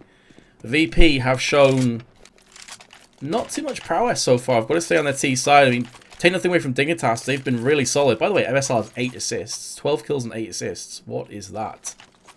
Dude's been putting up some serious work. But VP just seem a bit toothless. They haven't really got too many entry frags. Yeah, I didn't think I would be casting this game, to be honest. And that's kind of told, you are casting it. So, here we are.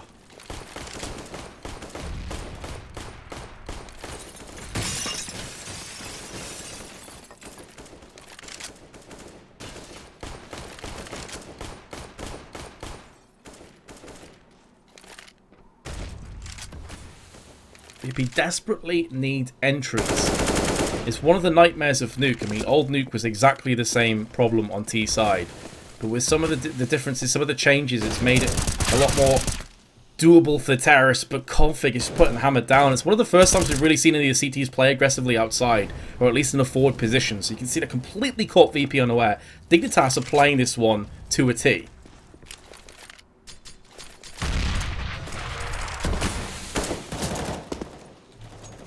This is way better than I've seen him play on Nuke in the past. Stacks is going to cheekily get himself a bomb plant, but, I mean, staving off against a 1v5. Mission impossible, really.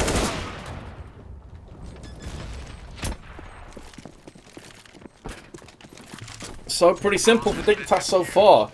What do we reckon, guys, prediction-wise? Do you think VP have a chance here? This caster doesn't know how to type of play. Wake the Legend, it's 11-2, mate. What exactly should I be hyping?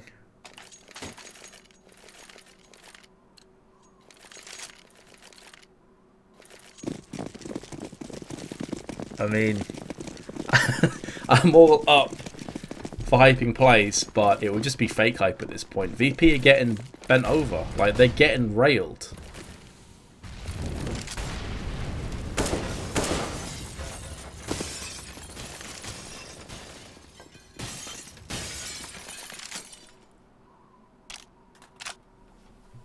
So, force buy for VP.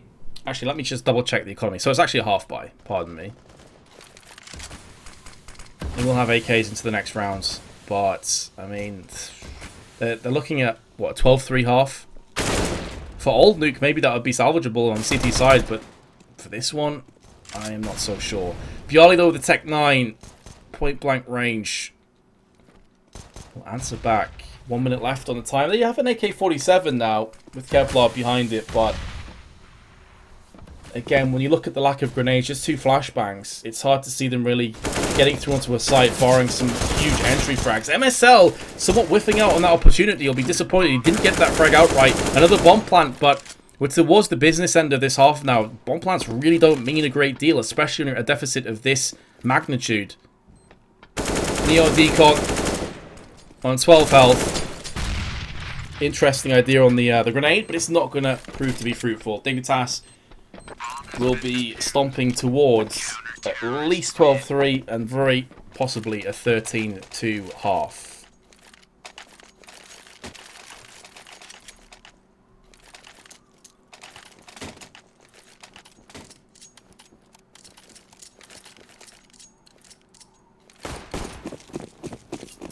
I think he's going for like the trick shot. The trick shot nades. I mean, there's nothing else he could really do there with 12 health, with that many people against you. Your position's been compromised. Not looking good, is it? But Taz does thread the needle. Lands a pretty tasty tap onto Rubino, so that opens up the the A side pretty nicely. Snackster, meanwhile, has already made a lot of movements down into the B side, but MSL is there to repel him with ease. Neo gets caught with a grenade out, and now MSL could be on for the triple, but KJB comes in with the op, and it's 13-2. VP have been comprehensively smashed on their T half.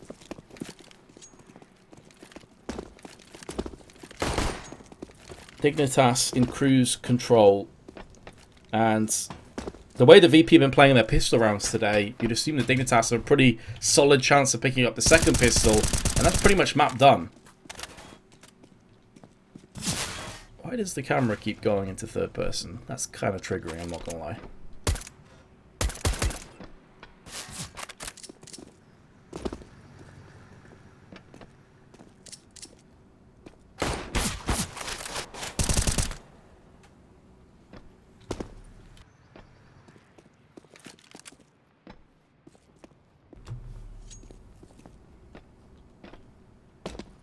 What happened to VP? I mean, Dignitas have shown since the new nuke was released that they definitely want to play this map. As I said before, going back to the major qualifiers, they picked this map twice, I believe, and they got smashed pretty hard against Hellraisers, but they kept playing it.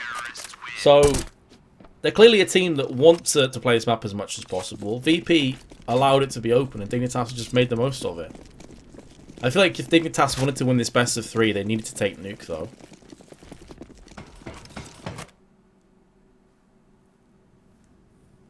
Now, that's not to say they've definitely won this map, but obviously they have a massive advantage here, and it's hard to see VP coming back from this. Then again, I said a similar thing on Train when they were 12-3 behind. But I feel Dignitas are going to have something up their sleeve on their T side here that could catch VP unawares. Plus the fact, if the pistol goes across against VP, then that's pretty much the map done and dusted right there and then. So, let's see if VP can break the curse. Let's see if they can get their first pistol round of the night on the board. CZ for Taz.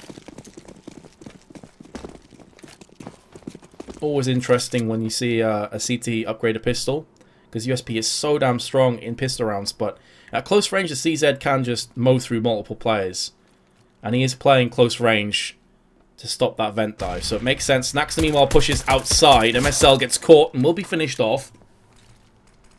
So, big opening pick. That also gets mid... outside control, I should say. Config meanwhile just pushes straight out of Mini and is doing some serious damage alongside Rubino, who's running out of bullets. He should be picked off right here and now. And finally goes down to Neo. So, VP have done it. They've got their first pistol of the night in EPL. And at a pretty important time at that. The question is it just a drop in the ocean? Can they keep this going?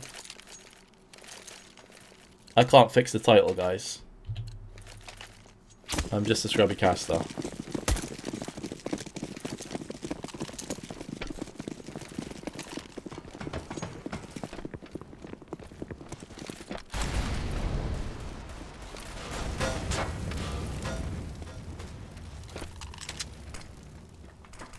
But every long journey starts with a step, and that's pretty much what Dignitas are trying to stop now, trying to trip over VP.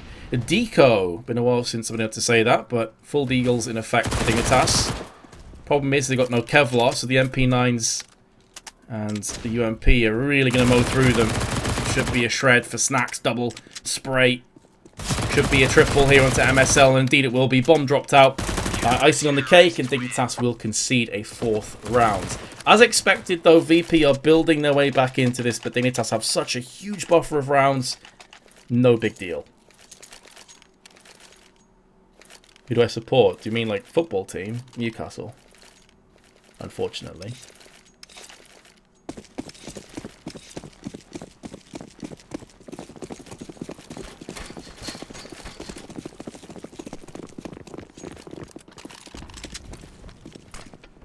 So, should be more of the same here in this round, as Pasha is going to meet all the terrorists. Not able to connect on the third player, but 2 players is more than good enough. Also, he probably wants to replenish with an M4 into the next round anyway. Dignitas, importantly, though, have got the bomb planted, so it's going to afford them more grenades going through into the next one. But they have been stomped out of this one here. VP will get the defuse comfortably. replenish those weapons. I'll be curious to see if Snacks or Bialy actually keep the MP9. May keep one, but keeping both of them could leave them in a really sketchy position.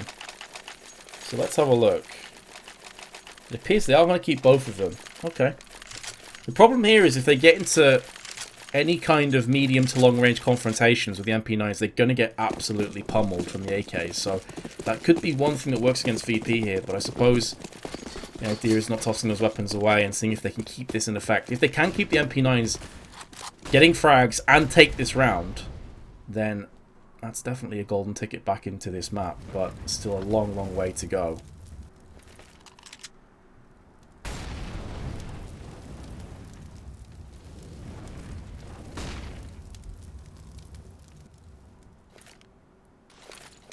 Yeah, Navi failed to qualify. They finished, I think, in 8th place, something like that. So they didn't qualify. It's 8th or 9th, I think.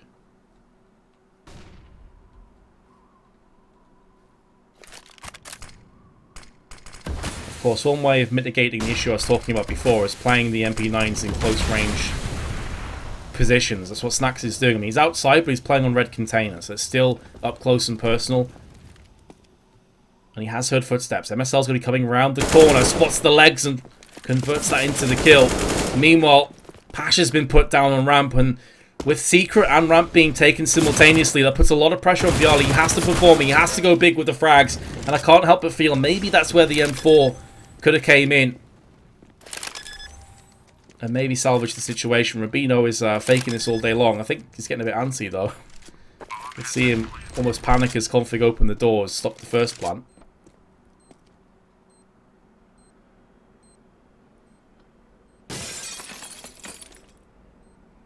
So, are Taz and Neo realistically going to flush this round? No, is the answer. I mean, the crossfire was so solid from Dignitas, and the lack of grenades really hurt VP. They have 3 players that can buy, but it's more Pasha and Taz that I'm curious on, if they're going to drop weapons across, and if so, which ones will there be? It looks like it's going to be M4s across the board. There's going to be a solid buy. They're not going to have an AWP, though. We saw what Cajun B was capable of doing when the roles were reversed. I mean, he single-handedly was holding outside and then was playing heaven. It was very difficult to lock down.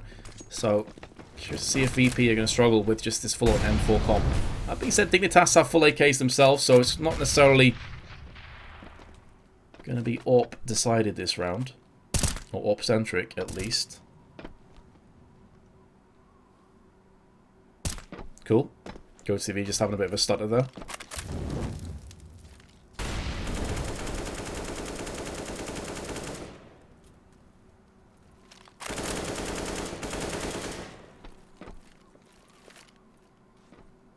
Obviously, this map pretty much hangs in the balance. If VP lose this round, they are almost guaranteed to lose the first map and be going across the cobblestone. A 1-0 deficit. The opening picks are going the way of Dignitas. MSL and Cajun B there for frags. MSL looking for a second one, and he is going to take that with ease. Taz on the vents has no real hope of getting too much done from this.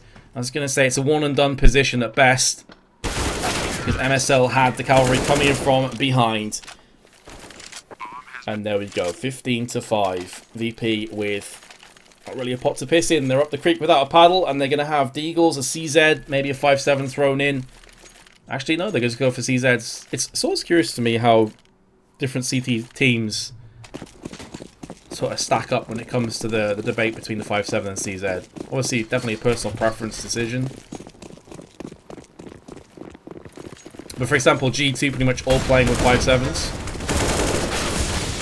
Very aggressive plays.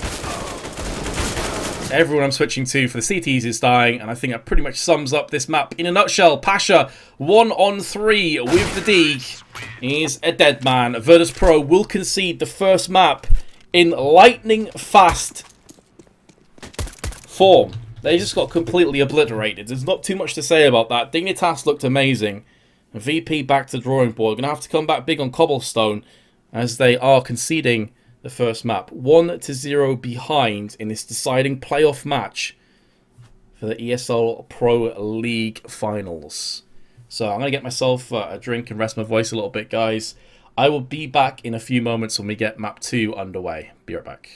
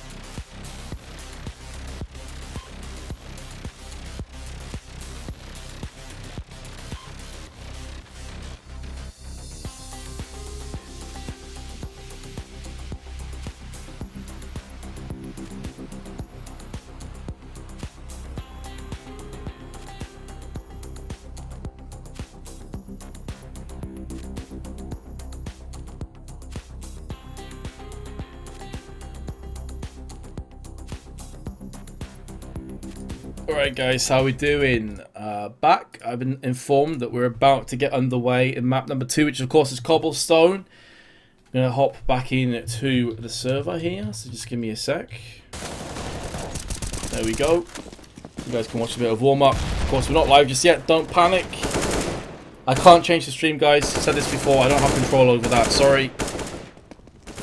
I'm pretty sure that some of the admins know about it, so hopefully they'll get it sorted for you. But I can't do it on my end.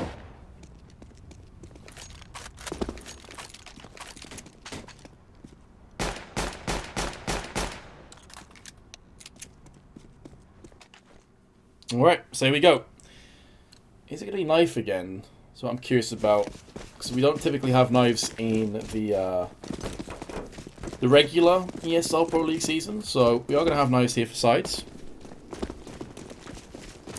Similar to maps like Cash, I feel as if the knife here isn't necessarily the most important. Like, if you lose the knife, it's not the end of the world. Like, on Nuke, obviously, that determined quite a lot with Dig winning the knife, electing to go CT, getting a massive first half performance.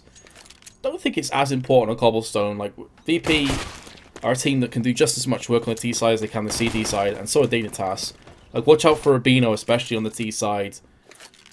B-plat player, for some reason, that's really hard for me to say. Am I silver? No. Sometimes I play like I'm a silver, but I'm global.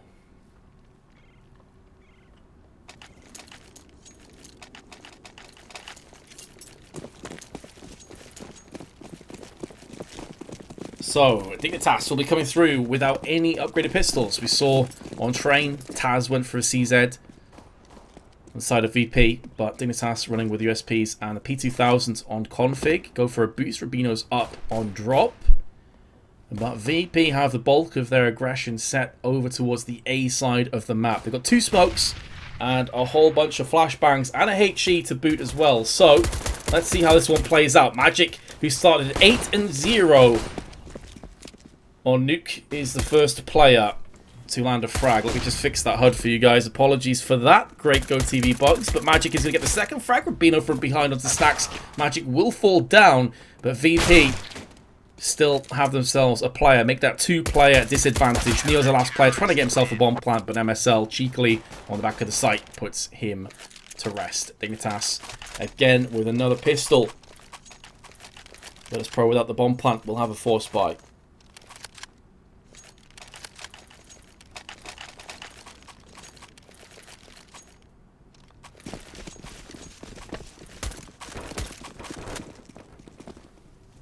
So it's going to be Tech 9s with a Deagle. Pasha with a Deagle. Landed some crazy Deagle work earlier today on train against G2. Got a pretty crazy double one-tap.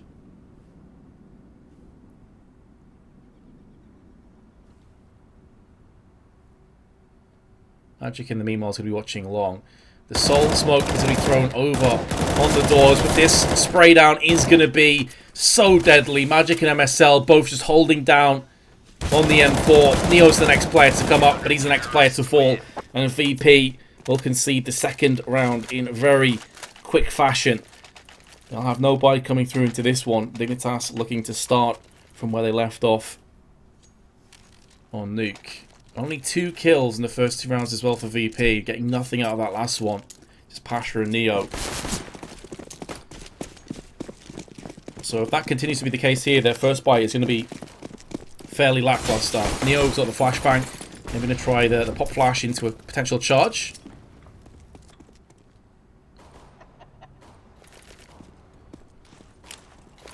In the meanwhile, Cajun is going to throw the smoke to cordon off that aspect of the map at least. MSL, there should be easy kills going his way with the M4, but finally does get found out on frags. So VP are making the go of this round. They've got 2 kills so far in pretty much full-on Glocks. Magic's going to come and ruin the party, though, with a triple spray down in the end. Full house of kills. VP do concede, but 2 kills isn't too bad. This affords them a few more grenades. And really, the most important nade here for the set play is going to be smokes, and they've got 5 of them in total.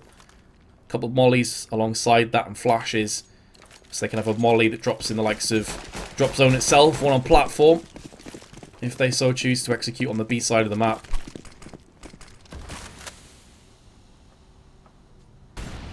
Bjarli is going to be going in first. Very aggressive play for Virtus Pro, but the smoke pretty much just stops them before they can get started. You can see what they were looking to do there, but the utility used to perfection by Dignitas, and now Taz has the task of making sure that no pesky CTs come from behind and try and rotate and get them while they're not aware. Passion, meanwhile, watching along. Round has slowed down almost to a complete halt. Cajun's playing an aggressive angle. They will get Taz. I've got to say, like, Cajun B has been playing phenomenally so far in this best of three. Like, on Nuke, he wasn't really required in the second half, but that first half, he was unbelievably good. I think he was on, like, 14-3 at one stage. If the sound's delayed, by the way, guys, refresh the stream. You refresh your browser stream, and that should fix it. It's a reoccurring issue here on this channel, but we'll fix your problems. Config has gone down. It's going to open up a potential B play for the terrorist. MSL, meanwhile, is going to be burning to a crisp. Pick your poison. Burning or bullets. Well, he's decided to go in for some action and only gets one for his trouble, so that's going to leave Cajun being a 1-3. It's a bit rough, safe to say, but he will save the AWP. It's a smart play. VP finally get themselves on the board.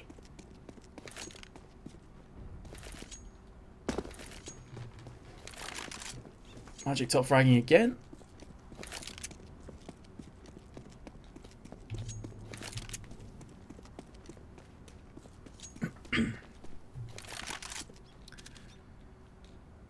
And Virtus Pro, are they going to try and filter out and pick up the AWP? Well, yes, it looks likely. Neo can see the barrel of the gun just sticking through. He's going to betray you, Cajun. Neo knows it. This is one of those frustrating moments where you know where the player is, but you just got to walk there, and Cajun's going to die. Is he going to get knifed? Get shanked, bruv. Down he goes. Neo has the option of the AWP, decides against it. I think they realise it's likely Dignitas would be onto an eco, and playing with the AWP could actually sacrifice a bit of firepower and potentially give the AWP across to Dignitas, so it makes sense. Plus VP, I mean, Snacks, Neo, Pasha could all AWP to a decent level, or a very good level, I should say, but they're not the kind of team that has to run with an AWP. They're just as good with assault rifles.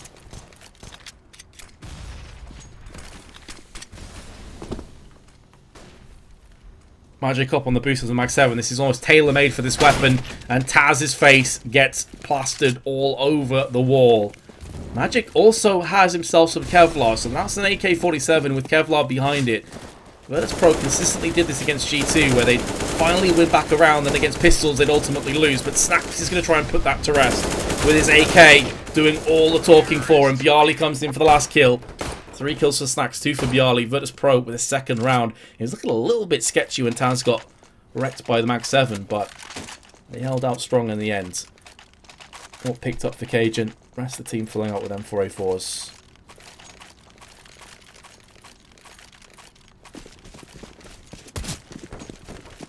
VP fighting from behind as a result of losing Nuke. What was the score in the end, guys? It was like, what, 16-6, 16-7, I think? It was pretty one-sided in the end. And it could have been a whole lot worse if that second pistol went the way of Dignitas.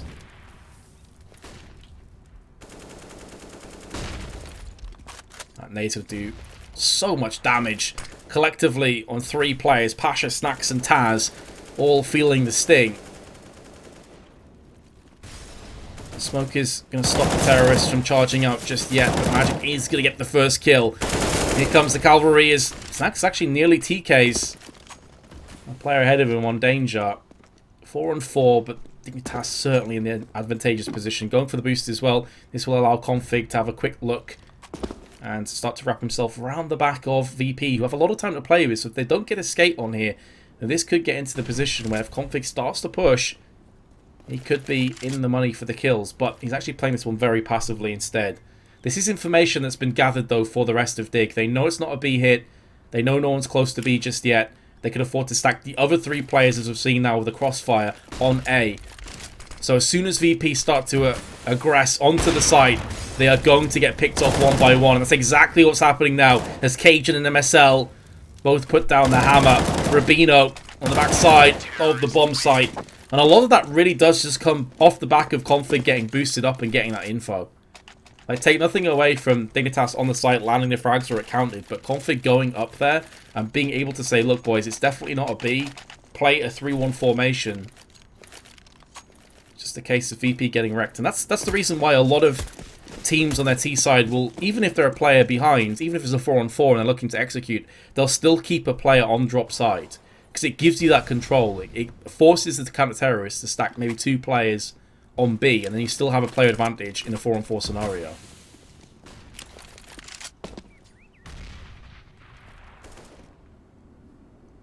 But no such luck that round for Virtus Pro.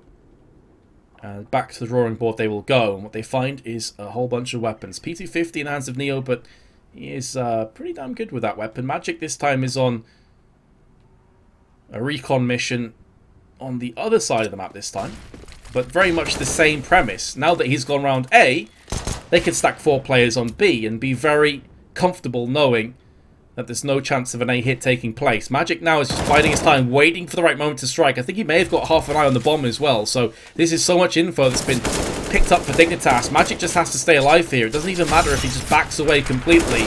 He goes down though, and now all the information that he's gathered has been somewhat put away. With 45 seconds left, VP can get onto the other side. So you can see now it's drawing out CT players, 2 of them across to A, and 2 of them staying on B. MSL, though, is doing so much work with the M4, taking down 2 players and dropping the bomb. Bialy will answer back with 30 seconds remaining on the timer. Utility being expended to grant safe passage. You can see what Bialy was going for, trying to make a beeline rush to the site itself. And with Pasha taking down the second kill in the confrontation, he will get the bomb planted. He's got enough time. But here come the CTs. And there's not much Pasha can do from that situation. Down he will go, being a task for the 5th round.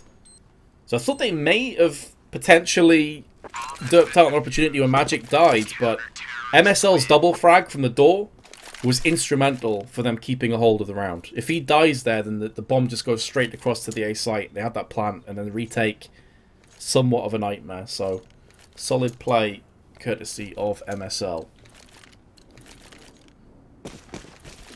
10-5, but with 6 assists for Magic. So he's putting in a shift right now.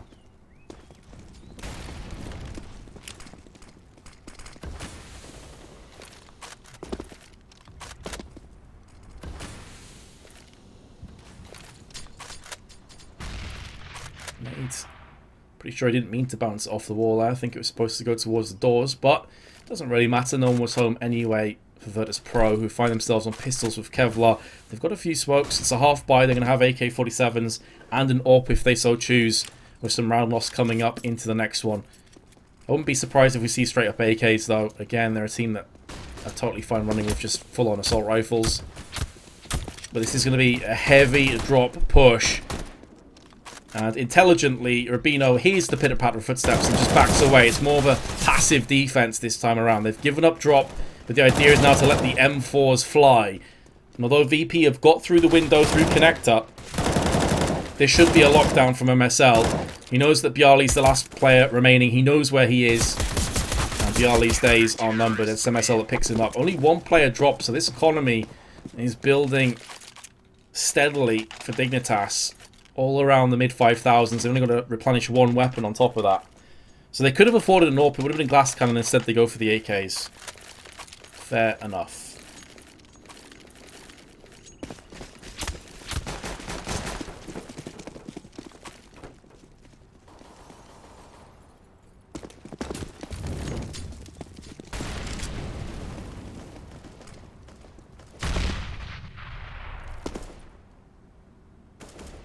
So VP back to a more passive round, not looking for any fast players just yet. It's really Bialy that's trying to poke and probe Dignitas, find some weaknesses, and, well, he's found the head of Rubino. That opens up drop nicely. Keeps 2 players for Dignitas interested over on the B side. That could force VP's hand into a more aggressive play over on A. Again, though, that smoke puts a hand in the face as MSL is going to try and spray through the smoke. One frag comes out. He needs to be careful. He's about to get aggressed on. That flash hits him just as much as it does Snacks. It does keep the terrorists away from the site, though. MSL's done a pretty solid job of stalling this as much as possible, but then goes for information on top of the site. Costs him his life. Of course, you can see down mid from that position. And with him dying, yeah, Dignitas will save. And this kind of goes back to that play that I was talking about earlier when MSL got the 2 frags from doors. This is kind of a similar situation as then. This is what would have happened if MSL fell on doors. But they just rushed through, planted the bomb, and Dignitas would have probably just pulled back and saved. So this will be VP getting a 3rd round on the T sides.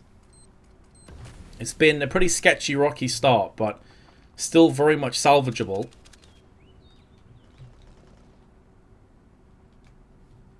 It looks as though Dignitas will retain both weapons going through into round 10. As VP's economy is in no place to be losing any more weapons. And you can see their Pasha's on $0, Snacks on 50. Of course, that's going to jump up a fair amount after this round's conclusion. But not enough to allow for another couple weapons to be lost on that hunt for the assault rifles. So Cajun has his AWP. The rest of the players will be coming through them force.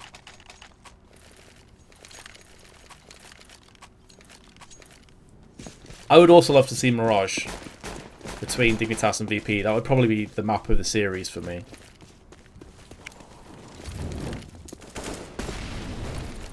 I think that could actually be really sick. But we'll just have to see if VP can do it. Of course, they currently trail by 1 map to 0.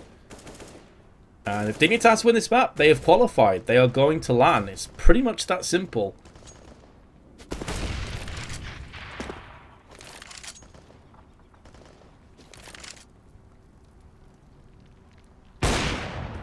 Cajun once again gets the opening pick with the AWP. That has been a reoccurring theme in tonight's best of 3. And one that VP are definitely going to be feeling. Neo is also the player to fall, so that's a pretty key, integral part of the Poles' aggression. That has been silenced. Config, meanwhile, goes for the peak, looking for a second kill to Bialy, who is really hoping he can get a kill and bring some way back into this round for Virtus Pro, but it's all on Taz. And it's the same old story with Virtus Pro here. They get a round finally, they reset round loss bonus, but they can't get consecutive rounds. We saw this on Nuke over and over again. We've seen this now on Cobblestone, and it really wrecks the economy and momentum from a terrorist viewpoint. Taz goes down. I'll show you what I'm talking about. They got 2 rounds, pardon me, they got 2 rounds here, but other than that, it's just been a case of around here, around there, and not really getting any momentum together. Like, honestly, even 2 rounds together isn't that impressive. It's not going to do anything for your economy at all. And you can see now they've got 1800 on Neo, 3.2k on Taz. Like, they could go for a buy, maybe.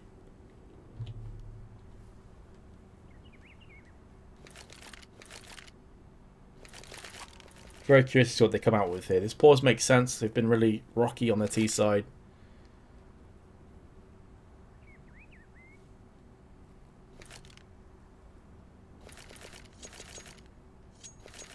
Is this budget Anders? Yes, sir.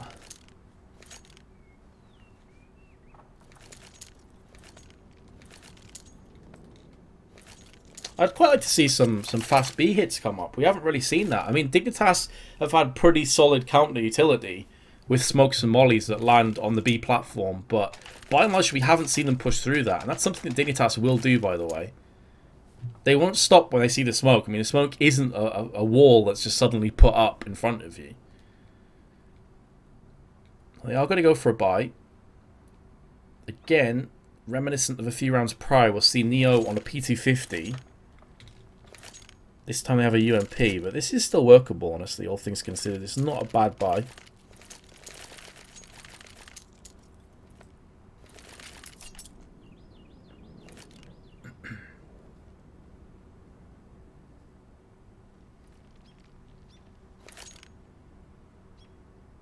What's up, Brian? How you doing?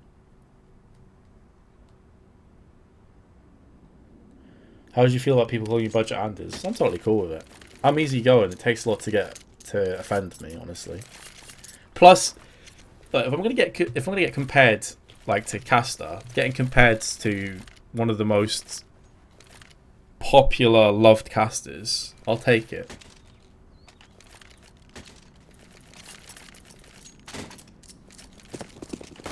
I'll take it, mate. And I can see the similarities in how we look, to be honest. And this is a cool dude, though. I've got a lot of love for Anders.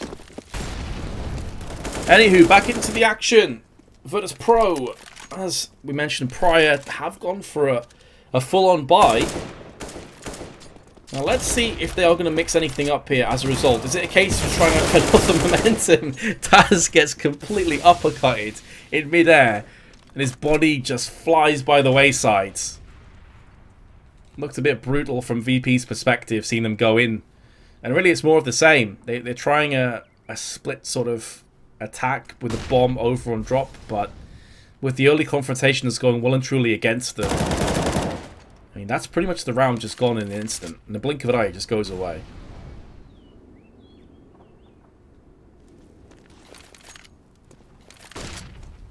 Neo and Pasha, 31 health between the two of them. They have time on their side, but that's about it. Dignitas move from strength to strength. Mortal Kombat. Now, there is a sick franchise of games. Favourite Mortal Kombat character? Go chat. Which one is it? MSL will get the better of Neo. Bomb dropped. And VP's chances dropping with every round that passes. Pasha. 20 seconds left. Maybe half a mind to save, but with 10 health, that is very risky indeed. If you die after time, you're absolutely boned for economy. He's going to try and save, though. In a similar position to, I think it was Neo with the AWP earlier. And he indeed got shanked, from what I remember. Scorpion. Hanzo. You what, mate? I'm going to have to go with my favourite characters, Ermac. Just because the amount of cheese you can do with him is unreal. It's like unparalleled. Play Ermac, just spam the teleportation thing where you punch someone, pick them up, slam them on the ground. It's cheesy as hell, but I love me some Ermac. Ooh, Pasha.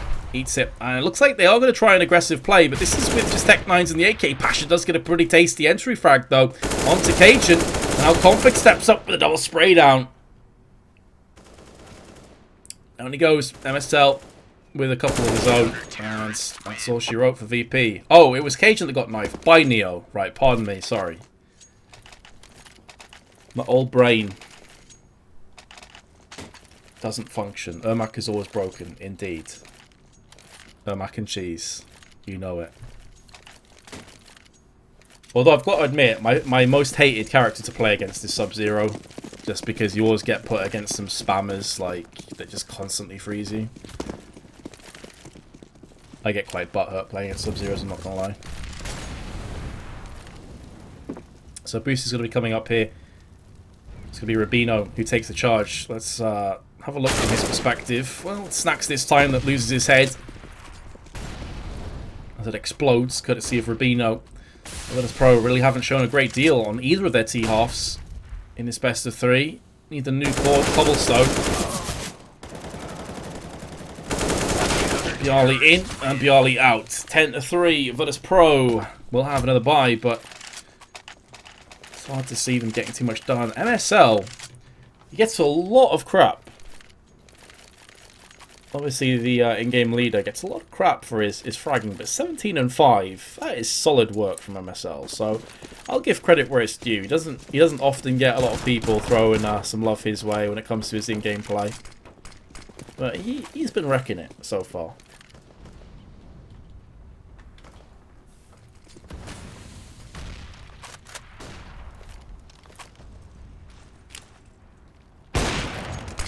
Cajun also cannot be shadowed.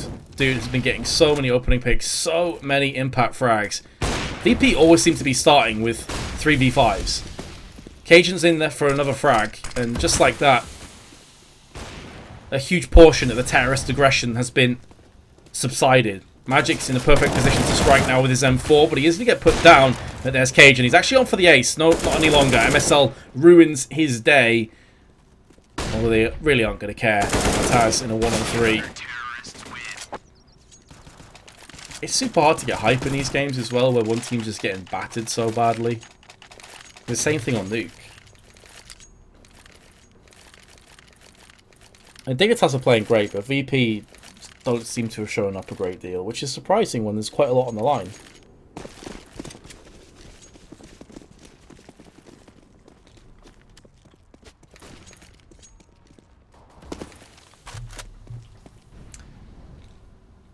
Our first half finished 13-2. Now we're going to have a 12-3 end to this half. Pasha, dead and buried. Taz, very much the same. And it's just kills by the numbers, really, for Dignitas. They are going to concede a second player in the round, which puts it at a 3-on-3. Config's pretty low. And Cajun's dead, so maybe VP can salvage a fourth round. I keep finding myself being optimistic, thinking of keys to victory. You know, ways that VP can bounce back, but I suppose that's just the nature of Virtus Pro. You can never really count them out. Config, your last remaining CT, and Neo with a drive-by mid-air P250, 11-4, sees Virtus Pro desperately requiring this pistol and a whole bunch of rounds behind it.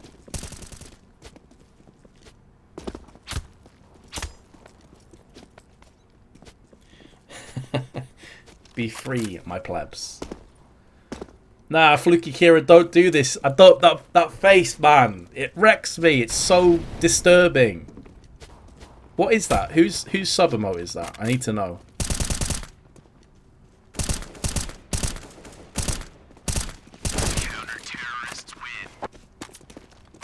Nuke score was 16-5, I think, to Dignitas. It was a stomp. That's really all you need to know.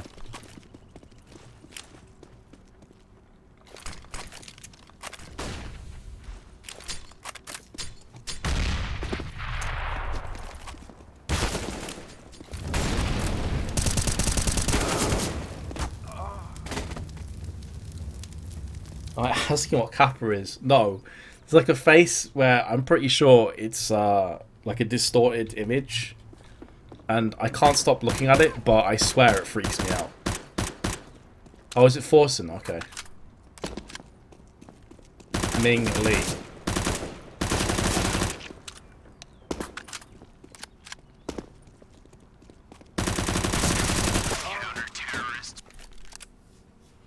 Second half. Well, it could be the last half of tonight's proceedings. Virtus Pro have their work cut out for them.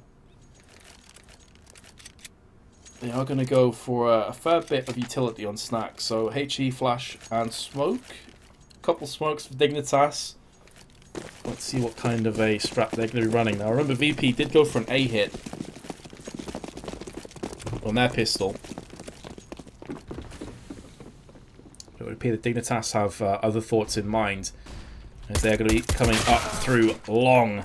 Down goes Pasha. Key frag opens up Plat nicely, but keep in mind that Snacks has made his way very quickly round the back of Dignitas. I'm going to switch to him soon if Dignitas don't get a move on, but they are finally executing out onto the site where Neo's waiting for them. Neo with 3 one-taps.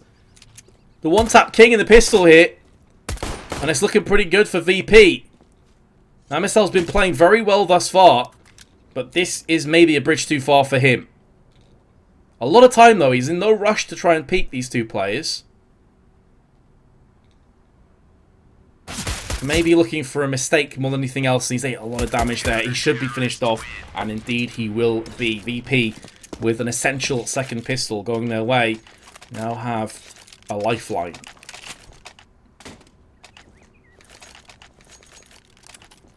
$145. Do you need a hug, bro? You keep repeating the same thing. I feel like you need a hug.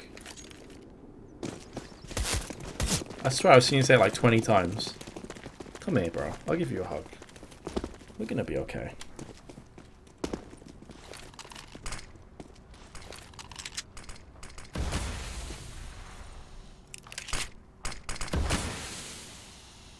Ooh, nice smoke. Allows Snacks to use the Mag 7. He's just going...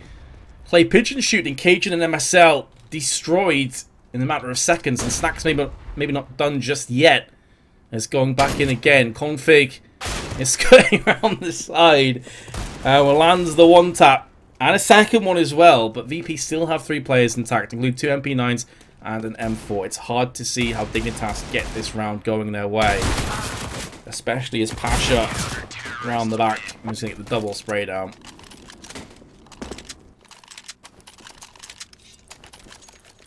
Oh, to be fair, you probably don't want to hug me right now because I'm pretty sick, so I don't want to give you my my man flu.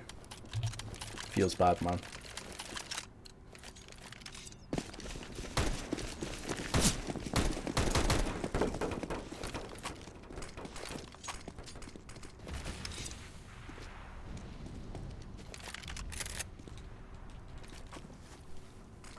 So, P have managed to navigate their way through the force-up, which they've been unable to do really a single time, I believe, in tonight, against G2 or against Dignitas. Gox with a deagle, Config with the D. You got 2 frags in the last round with the deagle. Let's see if he can add any more to that tally. This grade's going to do so much damage, though. Pasha, it's raining kills for him. Gets an assist to the remaining player, and so much money goes into his back pocket with the MP9.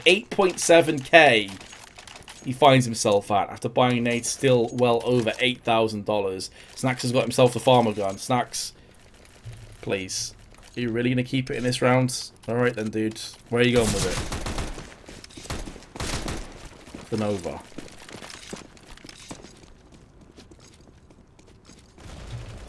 So he's going to be using it in the same place as he had the Mag 7 a few rounds prior.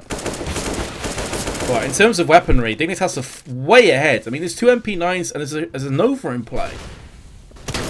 He's called it the Sheriff. Laying down the law onto Magic at least. Dignitas now retain the player advantage, make it 2 players, Neo and Bialy. And therein lays the issue with not upgrading some of the weapons. Like, it's all well and good having an MP9, maybe 2 at most, but having 3 poor weapons against Kevlar and AKs, it's going to be hard to make that work for your team. And with the bomb planted, VP probably just back away and save again. So MP9 and M4. I think Bialy desperately wanted to upgrade that MP9, but it's not going to happen.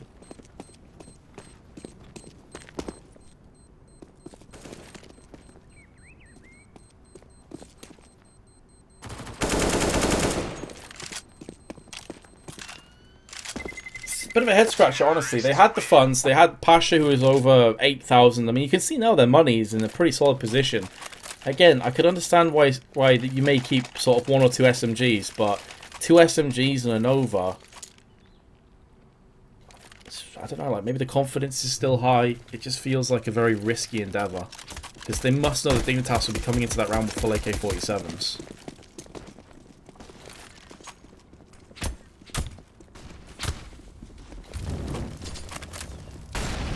They are going to have EM4s and the AWP into this round, though.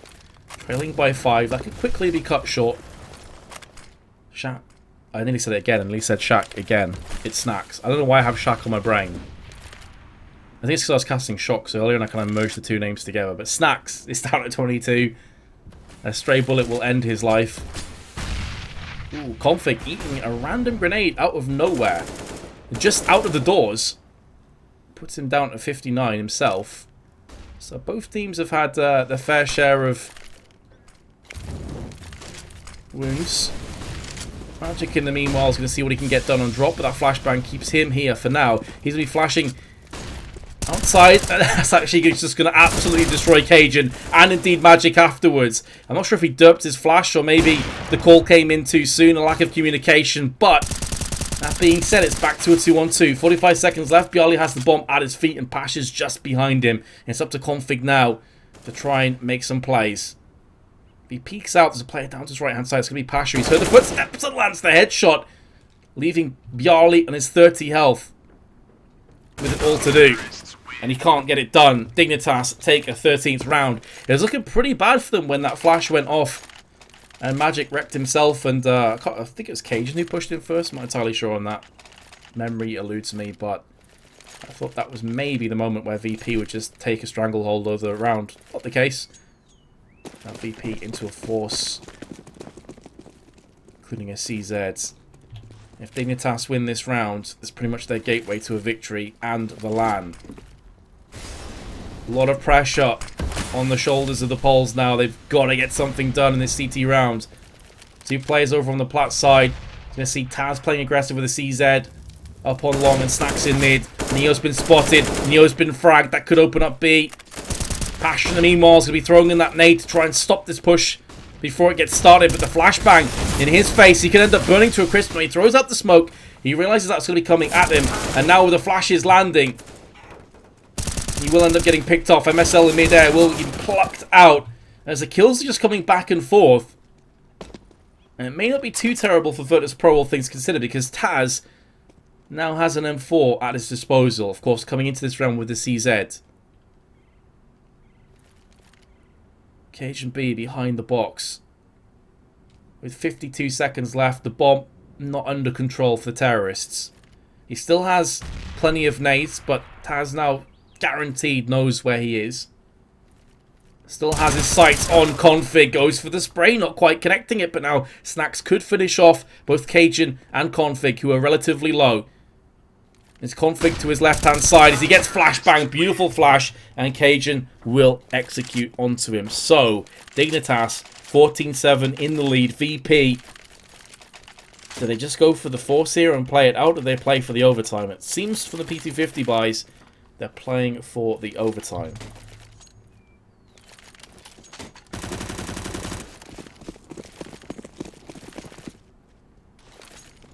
There's a scoreboard for you. MSL still top fragging by quite a distance. 6 kills in total.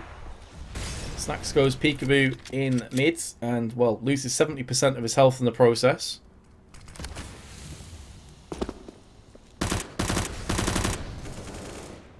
Pasha playing possum, but Magic, they exterminate that. Snacks still alive, and did he manage to get past Config through the smoke? Config is going to be... You can see Config spinning around. He's like, what the... How did he get there? I mean, all things considered, yeah, you got a pretty tasty play onto Config, mate, but your team's still going to be losing 15-7.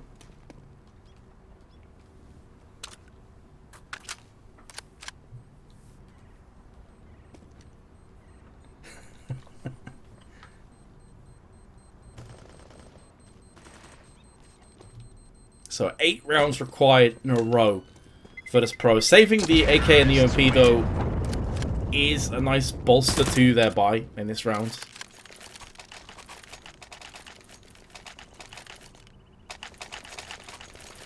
That does afford them a pretty decent buy overall, actually, whereas Dignitas will, of course, have their solid buy as they've won now 4 rounds in a row after VP's opening 3. Now, we know the VP have the tenacity to come back from this kind of a deficit, but the way they've been playing tonight, I mean, they just haven't got out of first gear. And Dignitas has been on point. So,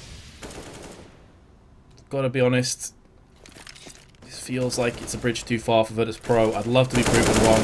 I really wanted to watch these 2 teams play on Mirage. I think that would have been a sick map, but it doesn't look like we're going to get there. VP, though, you know they're going to fight to the bitter end. Taz and Snacks, similar positions we've seen throughout. This time switching it up with Taz watching in mid. The timing completely wrecking Config. Probably not expecting a peek there. Pasha gets a flash to the face, but it's not going to be capitalized on from the terrorists just yet as Bjarli goes out looking. 26 health on Magic, but he gets the kill.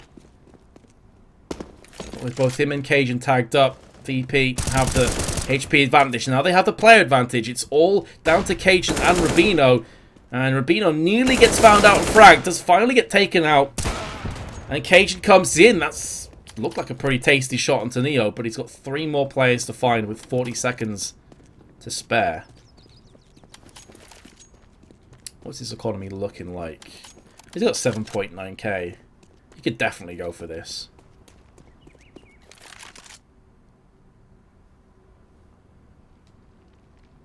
It seems like he's going to be playing this one fairly safe.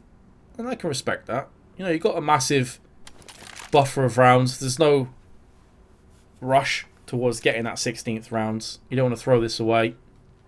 So why not? Gonna save onto his AWP, keep it alive. VP unlikely to go looking too much as their economy is in tatters as well.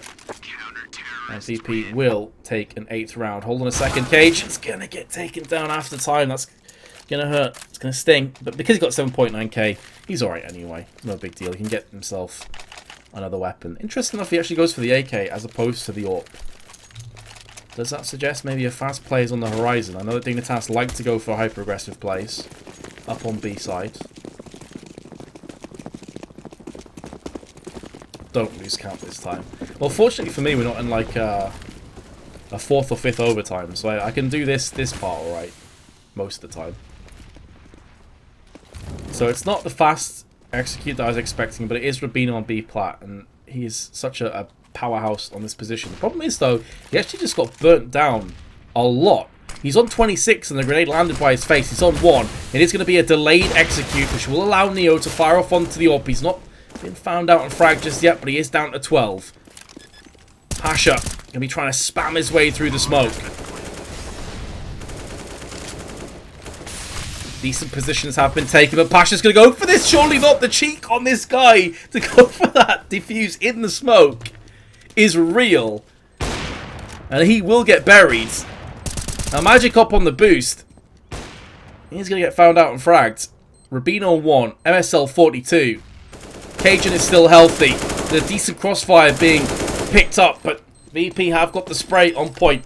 And we'll get the 9th round. Dignitas, they're going to have to wait a little bit longer. That bomb plant, I feel like the way they've been playing, they probably won't go for a buy here. I think they're going to be more like slow and steady wins the race mentality. It's going to be more of a half buy. For me, across the board, this is the wiser play. It affords them a decent buy in the next rounds. And they still have a bit of potency in this one, honestly.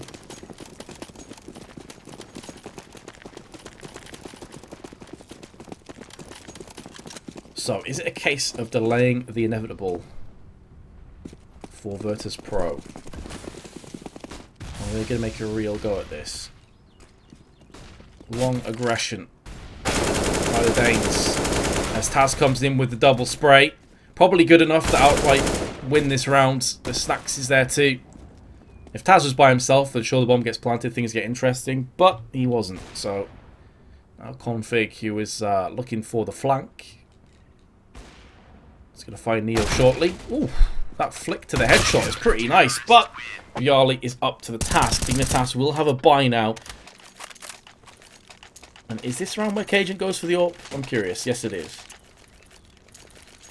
So they went for the delayed execute last time. This time it is going to be the AWP play. Let's have a look at his spawn.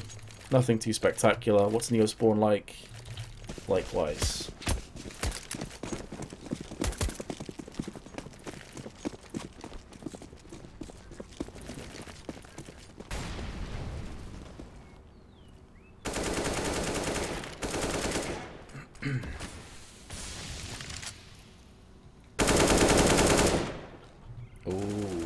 They got a double stack.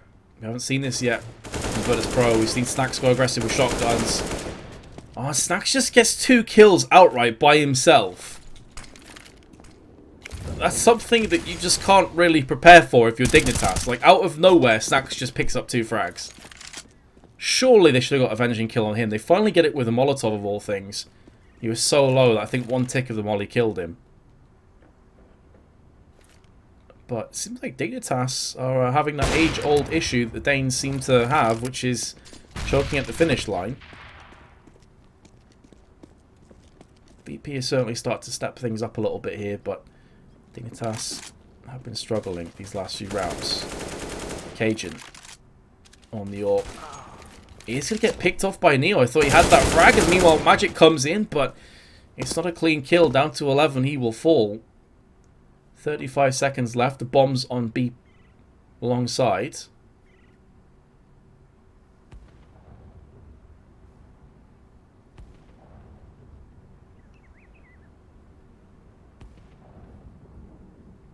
Just wants to save. VP will clutch back 1 more round. 4 more required. Dignitas, who were looking so powerful at a 12-3 half, have only picked up 3 rounds on their terrorist side, which for me is very surprising because typically their T-half is really strong. Counter-terrorists win.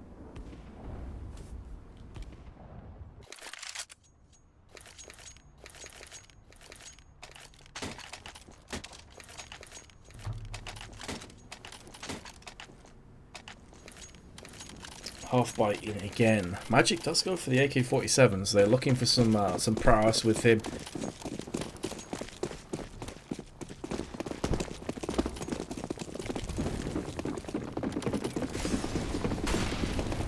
It's going to be the fast play. This is what I was looking for.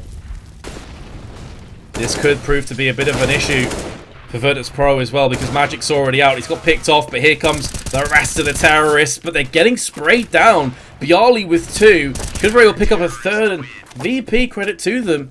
After Magic gets the first kill, that was looking like it could be a complete disaster. But they hold on Bialy from drop with the M4 spray.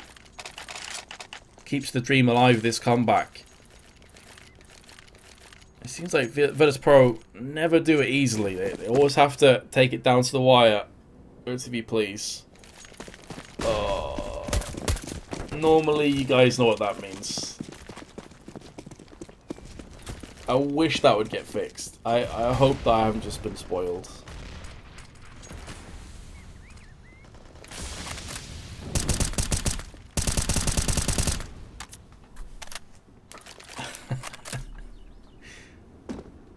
That is a Bob Ross fail.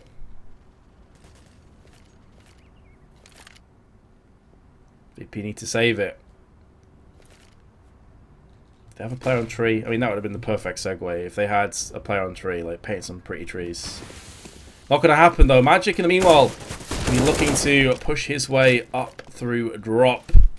That grenade could very well do a lot of damage onto Bialy, who's being forced out of position. He's got Molotovs, he's got flashes, he's got HEs, he's got the kitchen sink being thrown in his face. MSL goes down by his lonesome as a result of the carpet of fire just below the window. And Bialy's low. So you're expecting to see Neo have to tee off here, but I feel like I've already been spoiled, so rip in pepperonis Virtus Pro. It appears that Dignitas will be moving across to the LAN finals. Borrowing a Taz 1-on-4 clutch. Bomb's about to get planted too. I don't think he knows what's about to hit him in the face. It's Cajun B. And Dignitas have done it, ladies and gents. They take down Virtus Pro 2-0 in convincing fashion. Cobblestone went a little bit awry on their T side, but Nuke was a bloodbath. And VP, after going 1-1 with G2 earlier, are not able to get themselves to the LAN. I was hoping to see Mirage. Unfortunately, it didn't happen. But congratulations to Dignitas, who certainly deserved the victory today. VP just didn't really show up, honestly, for large portions of this matchup. Thanks a lot for watching, guys. I'm wrecked. I'm going to go get myself a nice, long, hot shower. And I'll see you guys later on. Peace. Take care of yourselves.